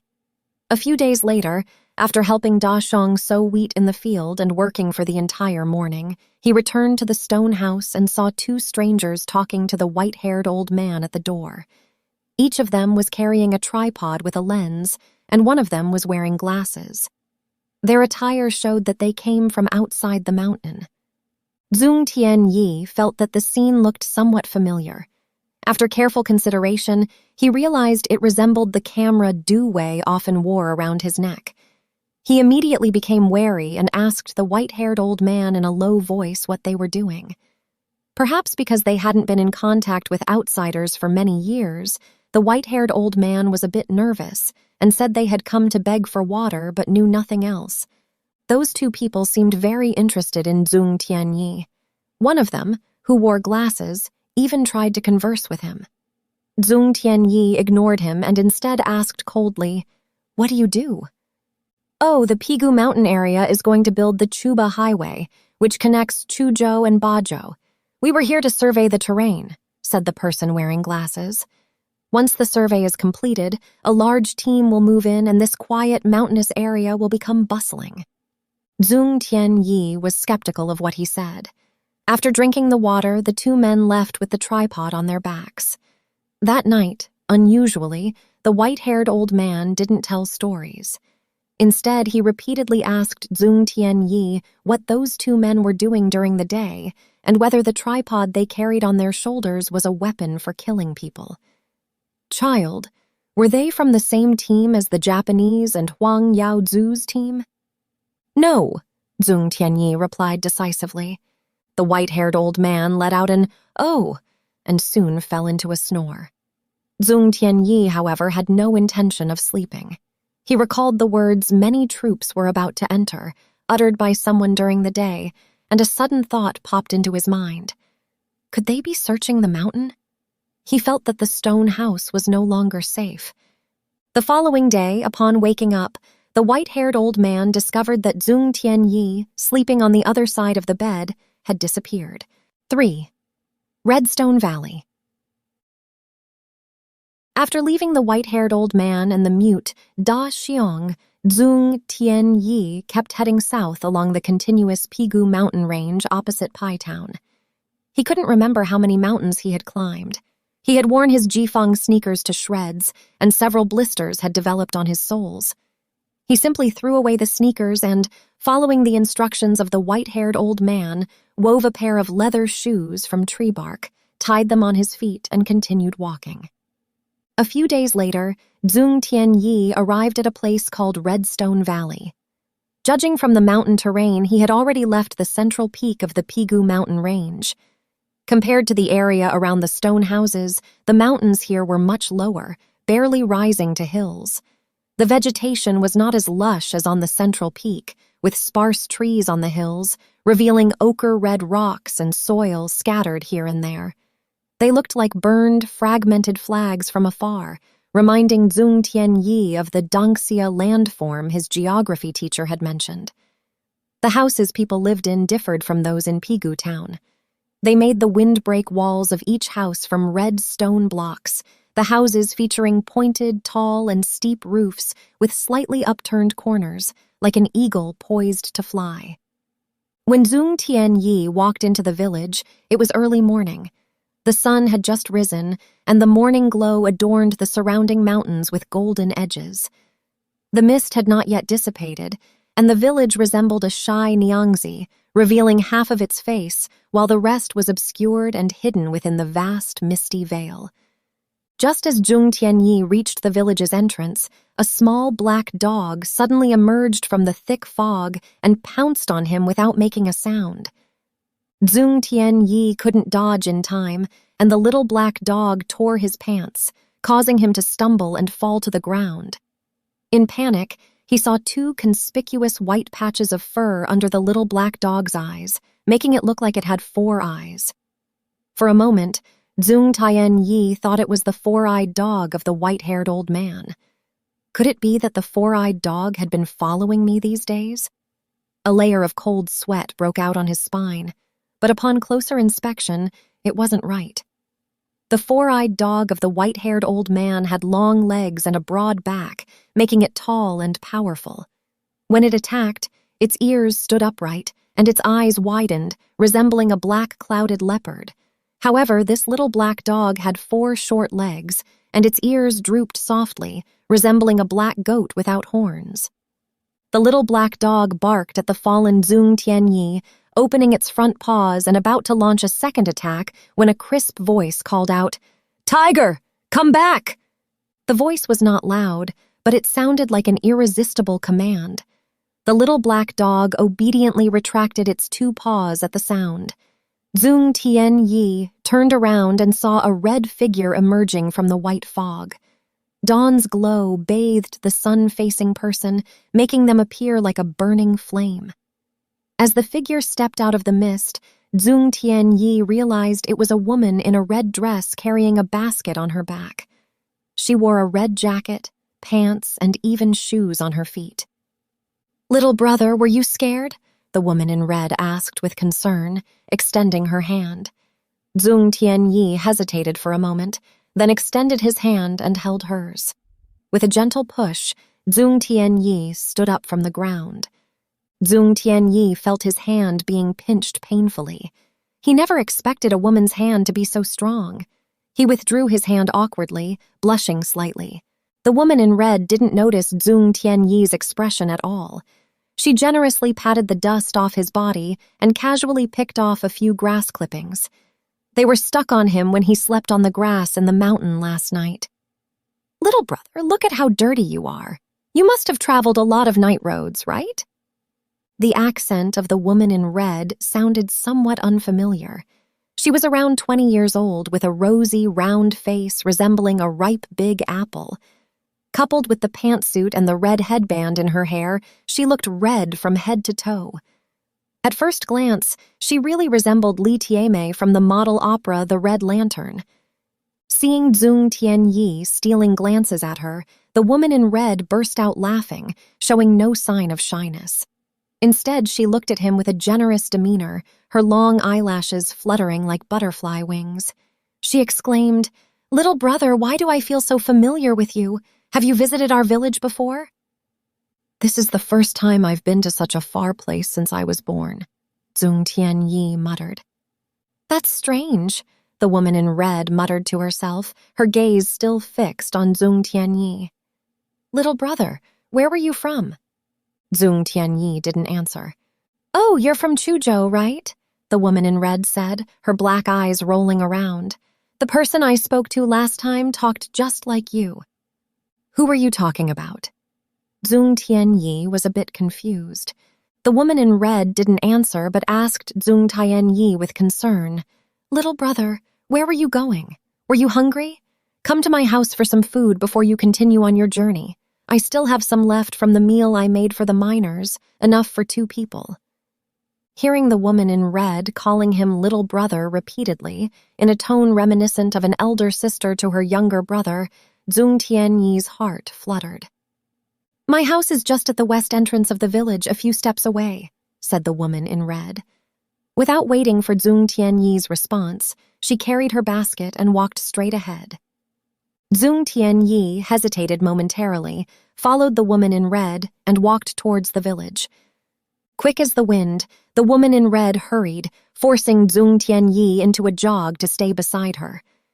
Not far away, a thick-necked old man with a sheep's stomach turban came towards them, driving a herd of goats up the hillside. "Kestrel, have you already been to the mine so early?" the old shepherd said in a drawling tone, with one hand carrying a manure basket and the other holding a manure shovel. "You really were your father's good daughter." "Good morning, Uncle Old Black," the woman in red politely replied. It turned out that her name was Kestrel. Zhong Tianyi was still pondering over the confusing sentence he had just heard. In the blink of an eye, Kestrel walked ahead and said, "Little brother, we're home." Zhong Tianyi took a few quick steps forward and looked up. A house with red stone walls and a black-tiled roof came into view. The black dog named Little Tiger had somehow run ahead and was now squatting at the main entrance, wagging its tail and barking incessantly at Zhong Tianyi, as if greeting a guest for its master. 4. Liang and Qian Laohei. Kestrel was the daughter of Liang, the head of Red Rock Valley Village. Speaking of Liang, everyone in the village admitted that he was shrewd and capable, whether or not they liked him. This person had traveled far and wide since childhood. Not only did he carry goods at the dry docks in Bazhou, but he also traveled further to Chuzhou and Paitown to sell local specialties. Although he didn't make much money, he gained much knowledge. At the beginning of the land reform in the village after liberation, the villagers were afraid to confront Qian Yonglu, the only wealthy person in Red Rock Valley, because of the face they had to save with their fellow villagers. Perhaps because Qian Yonglu was not too mean to others in his daily life, or probably because the people in Red Rock Valley were backward in thinking and timid, no one would take the lead in criticizing Qian Yonglu, no matter how much the comrades of the land reform work team tried to persuade them. The land reform work in Red Rock Valley fell into a deadlock. At this critical moment, Liang, who had been doing small business in Bazhou, suddenly returned to the village and broke into the Qian family compound. He tied Qian Yonglu up with 5-pointed ropes and placed him on the stage for the village's central troupe to perform. He shouted slogans and made accusations, fiercely criticizing him. From then on, they vigorously carried out the land reform movement in Red Rock Valley. When distributing the floating property, everyone in the village wanted to get their hands on the valuable items from Qian Yonglu's family.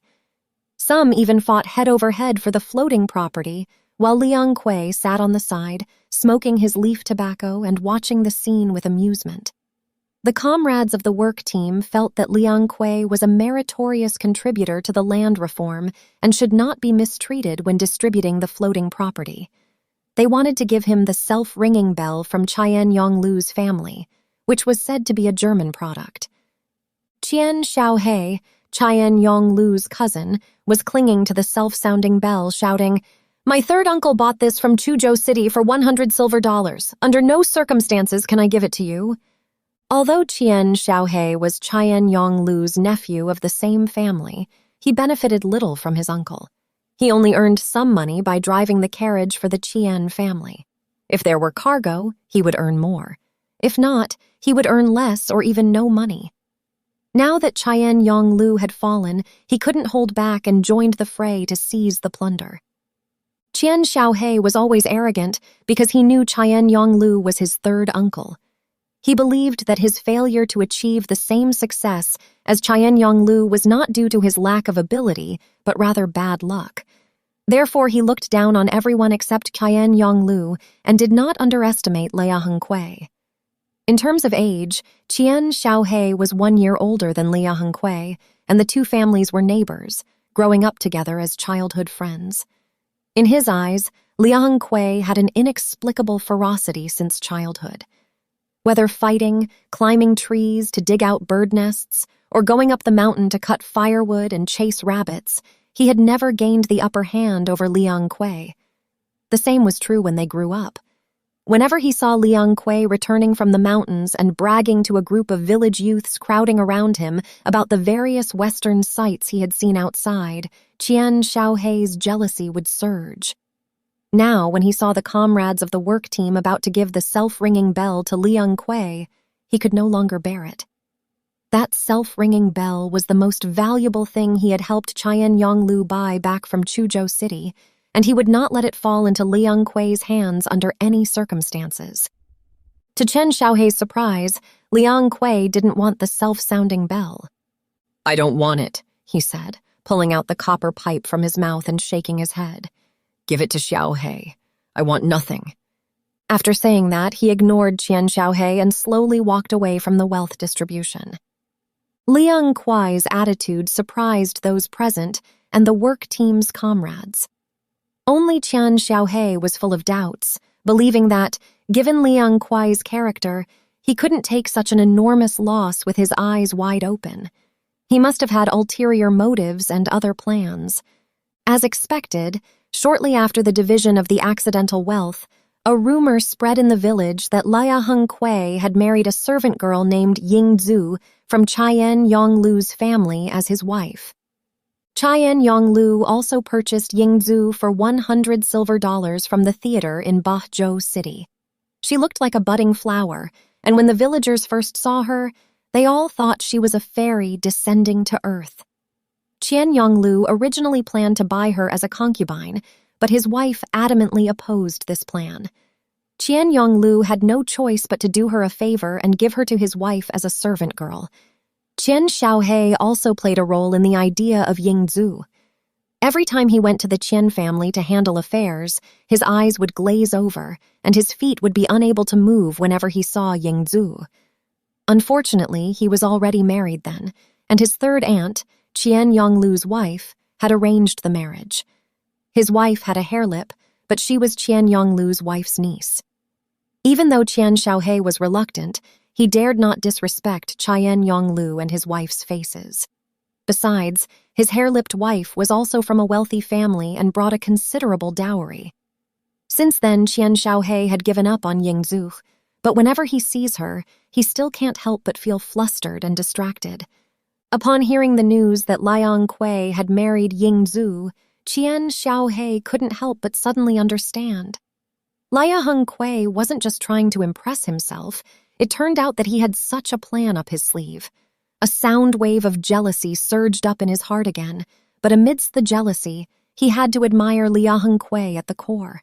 This person would give up money and wealth to marry Ying Zhu. How much determination and strength it took. Qian Xiaohei was utterly convinced of Liang Kui. Later, Liang Kui joined the party. When the collectivization movement began, he took the lead in establishing the first primary cooperative in Red Rock Valley. Later, he became the secretary of the Red Rock Valley Brigade. For over 20 years, he had always been the undisputed village leader in Red Rock Valley. Since last year, the government had introduced new policies, fixed output quotas for each household, and the redistribution of collective land to each household. The first person to hear the news was Qian Xiaohei, who, like Liang Kui, was already in his 50s. Xiaohei had turned into Laohei. In his early years, Laohei's sister had married into a family on the plain, and he would inevitably visit her house every year. He heard the news of the fixed output quotas for each household from her home. After hearing the news, Laohei's heart, which had been like a stagnant pond for many years, suddenly came alive. He rushed back to the village overnight, and within a single night, every household in Redstone Valley had heard the news. Some were excited, while others were doubtful. In short, the entire village was suddenly in an uproar.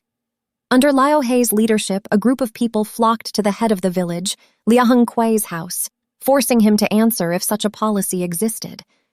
Liang Kui hesitated and couldn't answer. People's suspicions grew more vigorous. Some went to the commune to inquire, and sure enough, there was such a policy. Several villages on the plain had already divided their fields, but Liang Kui had been dragging his feet. The higher-ups repeatedly summoned Liang Kui to the commune to complete his work, warning him of replacement if he didn't change his mind. During that period, Liang Kui was in a fierce inner struggle. Under Laohei's pressure, Liang Kui finally couldn't bear it. Within a few days, he held a village assembly and announced the new policy he had suppressed for some time. At the village's eastern end, a sloping 9.5-acre field in Red Rock Hill was given to Laohei. This was a fertile piece of land that could produce a lush green cover, even with just a tree branch planted.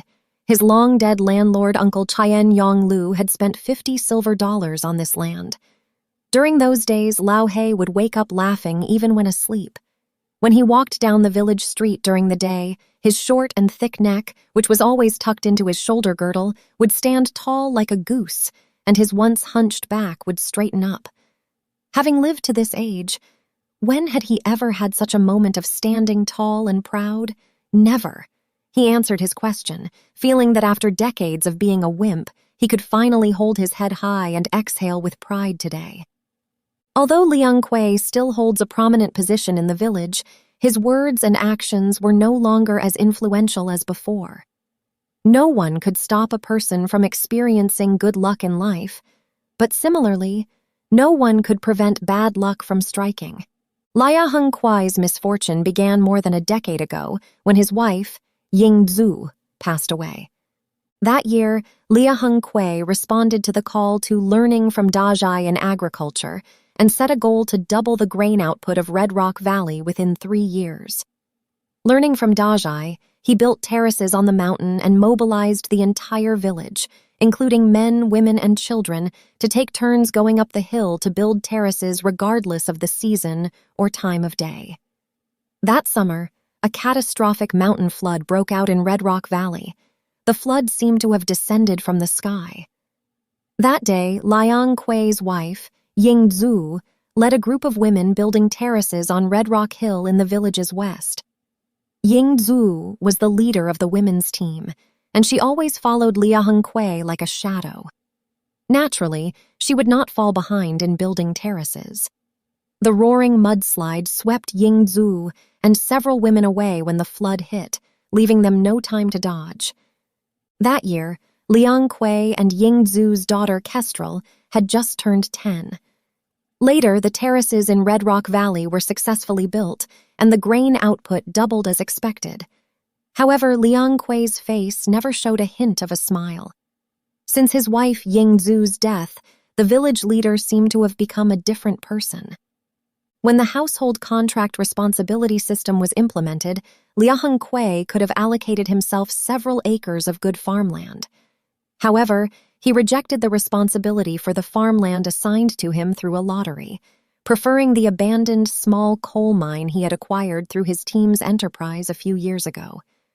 The small coal mine was located a few miles away from the village. It used hundreds of kilograms of explosives, which almost blinded a young man in the village. The excavated sticky black lumps sold for little money and smelled so bad that the community considered them too irritating even for firewood. Therefore, they abandoned it soon after. Laohei speculated that a spirit must have possessed Liang Kui.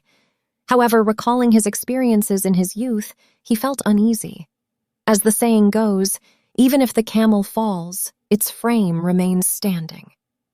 Liang Kui gave up the good responsibility of the farmland and took the abandoned small coal mine into his hands. Could he be hoping to dig out a golden baby from that broken hole? Laohei never dreamed that Liang Kui would actually dig out a golden baby from that hole. No, it should be called a black baby. At that time, Liang Kui would go into the mountains before dawn and not return until dusk, which was busier than farming. His daughter Kestrel would bring him food, and what he dug out were still those black lumps that the villagers found smoky, even for cooking. However, the money Liang Kui earned from selling them in Chuzhou City was more than the villagers' hard-earned income from farming over several years. Within 2 years, Liang Kui became wealthy, becoming the first 10,000 yuan household in Red Rock Valley, and even received a grand medal from the higher authorities. At this point, Laohei realized that Liang Kui, the camel, had not fallen as he had thought. He was still determined and ruthless, always doing things one step ahead. Thinking of this, Laohei felt highly depressed, wondering if Liang Kui would overshadow him for the rest of his life. However, not long after, a roof collapsed in the small coal mine, burying Liang Kui, who was digging coal. Villagers rescued him, saving his life, but the accident paralyzed him, forcing him to hire others to dig coal. Watching Liang Kui's ever-changing fortunes, Laohei couldn't help sighing secretly. Life was truly unpredictable. Fortunately, though, Liang Kui had a good daughter. Every time he saw Kestrel, who looked like a carbon copy of her mother Yingzhu, busy inside and outside the house, in the mountains and beyond, and struggling to hold up a home that was on the verge of collapse, a strange feeling would well up in Laohei's heart. He wasn't sure whether he felt relieved or envious of Liang Kui. 5. Kestrel. Liang Kui's family house was built the year before a mountain flood swept away his wife, Yingzhu.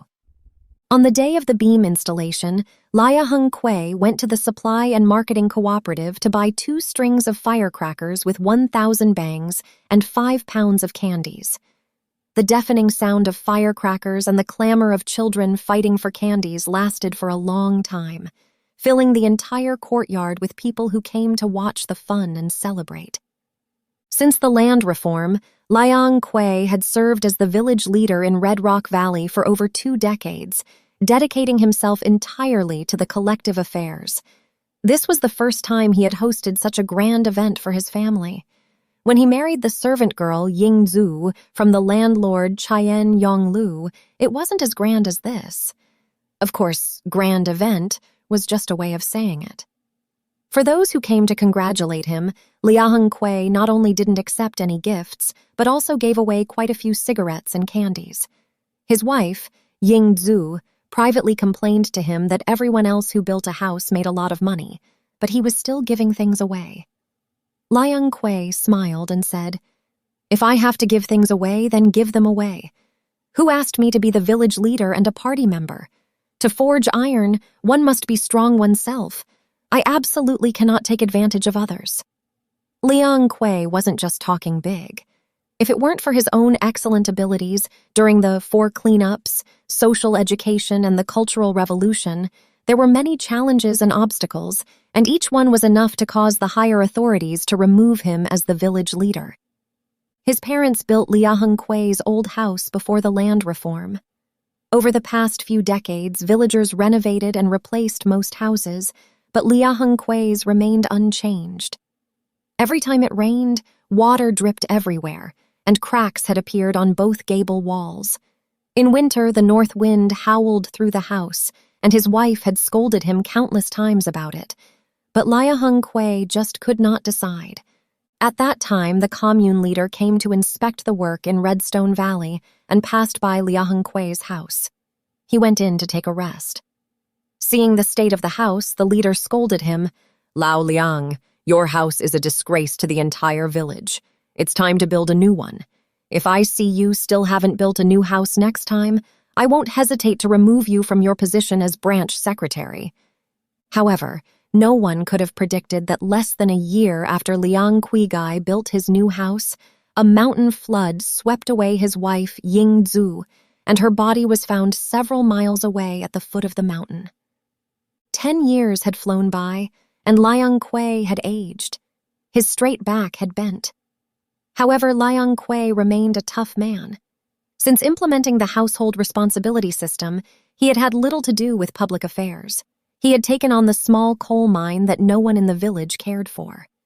Every day, he dug coal in the mountains, covering his entire body, hair, and eyebrows in black coal dust, making him look like a mud monkey.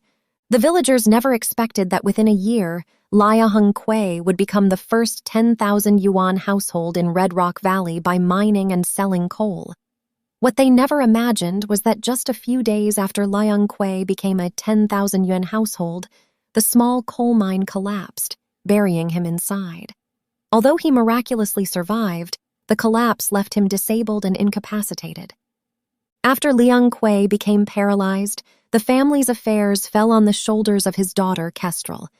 Kestrel had grown into a big girl, and her beautiful appearance was exactly like her mother's. However, Kestrel's personality follows her father's, not only being tough and able to handle things, but also being smart and independent. While serving her paralyzed father at home, she repaired the collapsed small coal mine, hired people to continue mining coal, and arranged to transport the coal one truck at a time out of the mountain. The business did not collapse as the villagers thought, but it became more prosperous. Gradually, Liang revived his dead heart, despite being paralyzed and confined to bed all day. As Kestrel grew older, Liang had one more thing on his mind. Kestrel was 18 years old. Girls her age in the mountains were married or had boyfriends, but Kestrel was still a lone goose. Liang was secretly worried. With Kestrel's handsome appearance, he was not worried that his daughter would not marry. In Liang mind, as long as the small coal mine could produce coal, he would have a cornucopia, and the money would only accumulate more and more. But he only had one daughter, and if he could not find a satisfactory son-in-law, no matter how much wealth he had, it would all go down the drain. Liang became increasingly worried. Lying alone in bed, he often counted on his fingers the young men digging coal in the village and small coal mines, trying to find one worthy of his daughter. He even shared his chosen candidates with her, but none met with her approval. Liang felt frustrated and anxious at home. He knew his daughter had high aspirations, and ordinary young men couldn't catch her eye. Yet with so few eligible men under his nose, where could she find a match worthy of her? At that very moment, the Kestrel quietly brought a half-grown boy home. That morning, Liang had just finished eating the rice that his daughter had cooked and left to simmer in the pot. He was lying in bed, puffing away on a cigarette, when he saw Kestrel enter the house with a basket on her back. He was about to ask about the coal output from the small coal mine these days, but then he noticed that his daughter was followed by a young man, his face covered in dust and his hair disheveled, looking like a mud monkey. Liang felt that the man looked unfamiliar and thought he might be a new worker recruited by the kiln. He asked, "Where did you recruit from? Why do you look so unfamiliar?" The Kestrel chuckled and said, "Offer! I found it by chance." Picked up? Liang was taken aback. Usually, when he was feeling down after being cooped up at home alone for too long, Kestrel would always try to cheer him up with words. At that moment, Liang thought his daughter was teasing him again. But Kestrel said seriously, "It's really picked up, Dad. It's right at the village entrance." Kestrel recounted the entire encounter with the half-grown boy at the village entrance to Liang Then she took out the meal reserved for herself from the pot and fed the half-grown boy a hearty meal. Afterward, she asked him to take a bath and even found some clothes that Liang had worn when he was young to change into. After such a transformation, the mud monkey from earlier became a handsome and dignified young man. The process was like a magic trick, leaving Liang so astonished that he couldn't close his mouth. In this way, Zhong Tianyi settled down at Liang house. Every morning, he went to the small coal mine with Kestrel to dig coal, and they returned together in the evening. The two of them were inseparable, looking like a couple. Someone in the village whispered, "I heard that handsome young man is Kestrel's fiancé. Now Liang won't have to worry about his lineage dying out."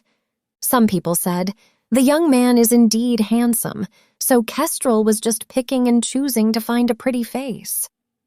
He's handsome, but judging from his appearance, he's probably several years younger than Kestrel. I wonder where she found him. Could she have bought him? These days, as long as you have money, what can't you buy?" "Don't talk nonsense. The Kestrel picked it up," said Qian Laohei, who lives next door to Liang.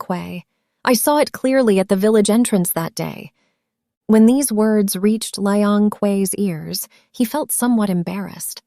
After so many years as village leader, no one had ever spoken to him like that before. That night, he called his daughter and asked her what she thought about the gossip in the village. However, Kestrel curled her lips and said indifferently, "Whoever wants to gossip, let them gossip. Whether I pick it up or buy it, it's my business, not theirs." Liang Kui didn't know what to say. However, if the young man was really the one his daughter had chosen for herself, there was nothing wrong with it. After spending these days together, Liang Kui felt the young man was handsome and honest. Besides following Kestrel's instructions and doing this and that, he didn't show off or speak much. This personality was quite likable. The only thing that made him uneasy was his background.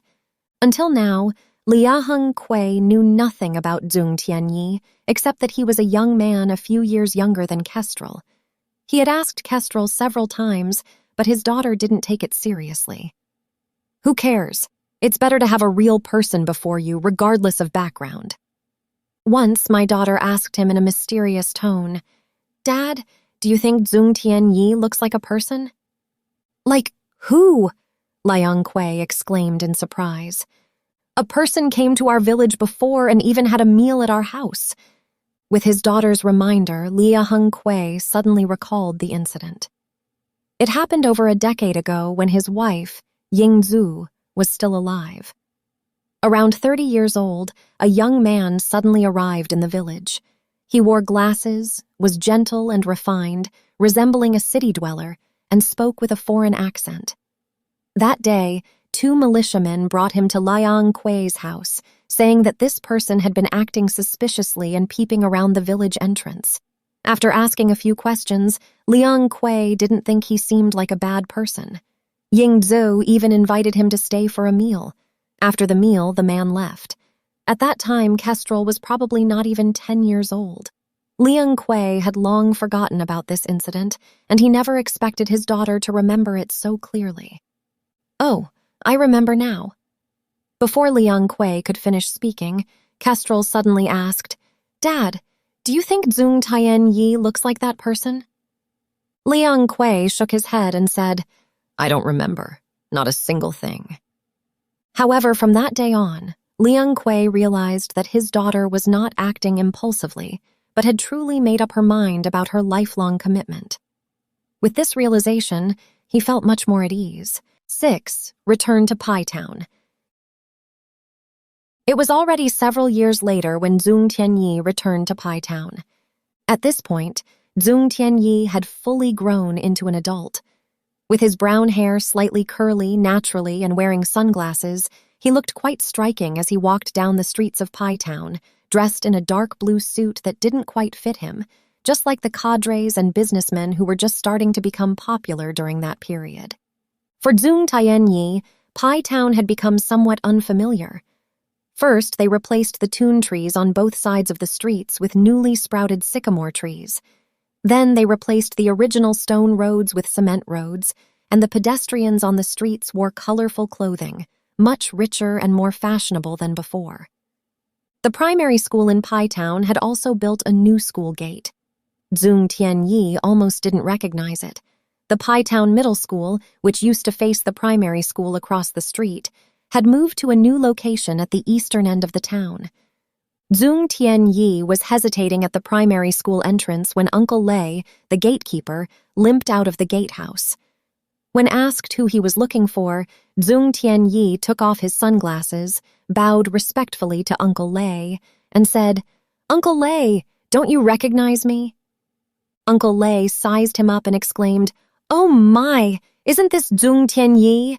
You've grown so tall I really can't recognize you. Son, where have you been all these years?" Zhong Tianyi didn't have time to answer and asked Uncle Lei, "Where were my mom and sister? Were they okay?" "Alas, don't mention it. Since you left, your mother's illness had worsened. She ran around the streets, looking for you everywhere, and didn't return home even in the middle of the night. One day, she fell into the pond before the purple-tiled house. Uncle Lei's eyes reddened as he paused before continuing.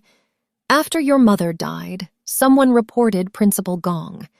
The investigation found that Principal Gong was suspected of rape and was indirectly responsible for your mother's death. He was dismissed from his public position, and the police station also withdrew the case of arresting you.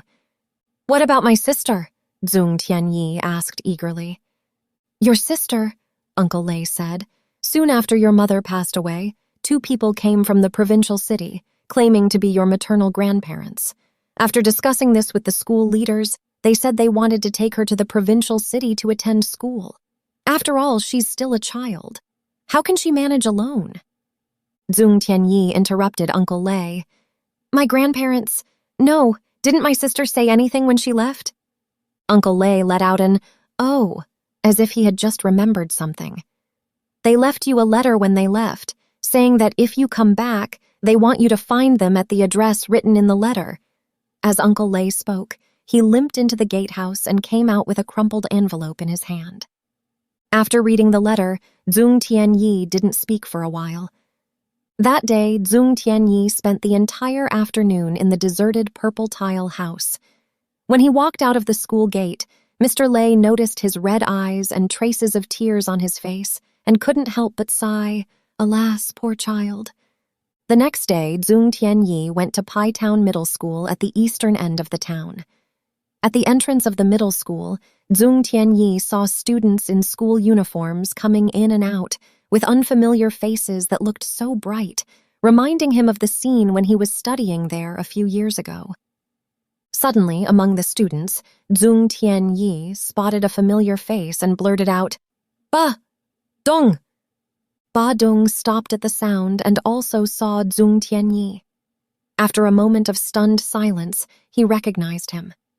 Zhong Tianyi, I heard you fled to escape the crime after killing someone. I thought I'd never see you again. Zhong Tianyi sized up his childhood friend, whom he had met at the brick and tile factory, and held his hand, saying, Ba Dong, you've grown taller and look more handsome than before. Ba Dong seemed a little embarrassed. I'm only 1.68 meters tall, which is even shorter than you. His eyes darted around Zhong Tianyi, trying to imitate the tone of an adult. You're this head, almost 1.8 meters. He also wearing the rocket head leather shoes? Have you made a fortune? Seeing Ba Dong still looking as shrewd as before, Zhong Tianyi couldn't help but laugh. Are you studying in Pai Town? Yes, senior year of high school. Where's Wang Cheng? Is he also studying in Pai Town? Wang Cheng. Ba Dong hesitated. He graduated last year and got admitted to Chuzhou Teachers College. Isn't he in the same grade as you? I didn't pass the exam. I'm repeating the year. Ba Dong seemed a little embarrassed. So, Wang Cheng isn't in Pai Town anymore? Zhong Tianyi sounded slightly disappointed. I was just about to look for him. What do you want to find him for? I want to talk to him about some business, Zhong Tianyi said hesitantly.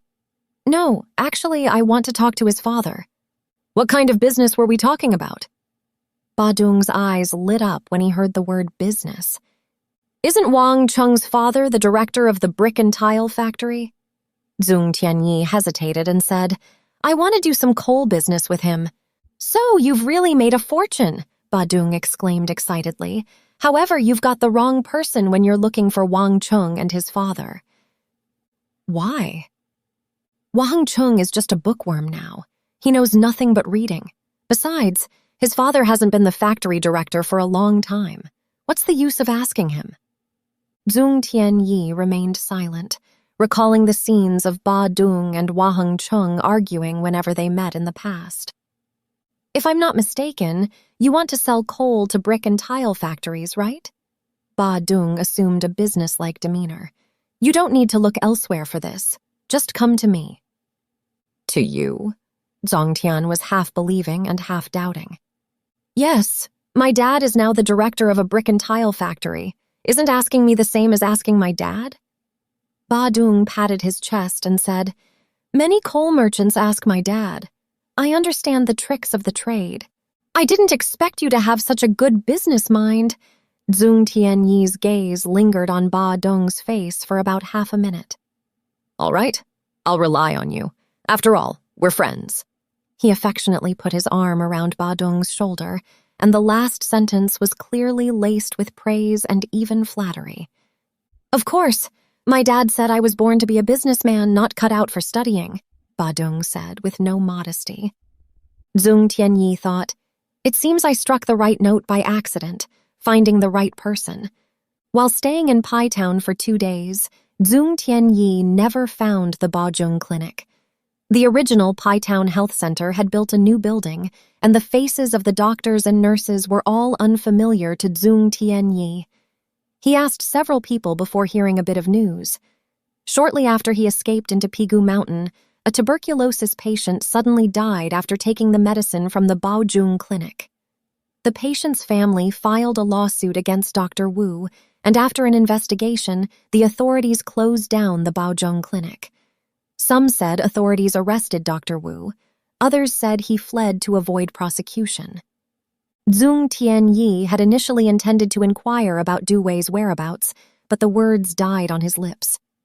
The next day, he left Pai Town to visit his sister, Gu Zheng, at his grandparents' house in the provincial capital.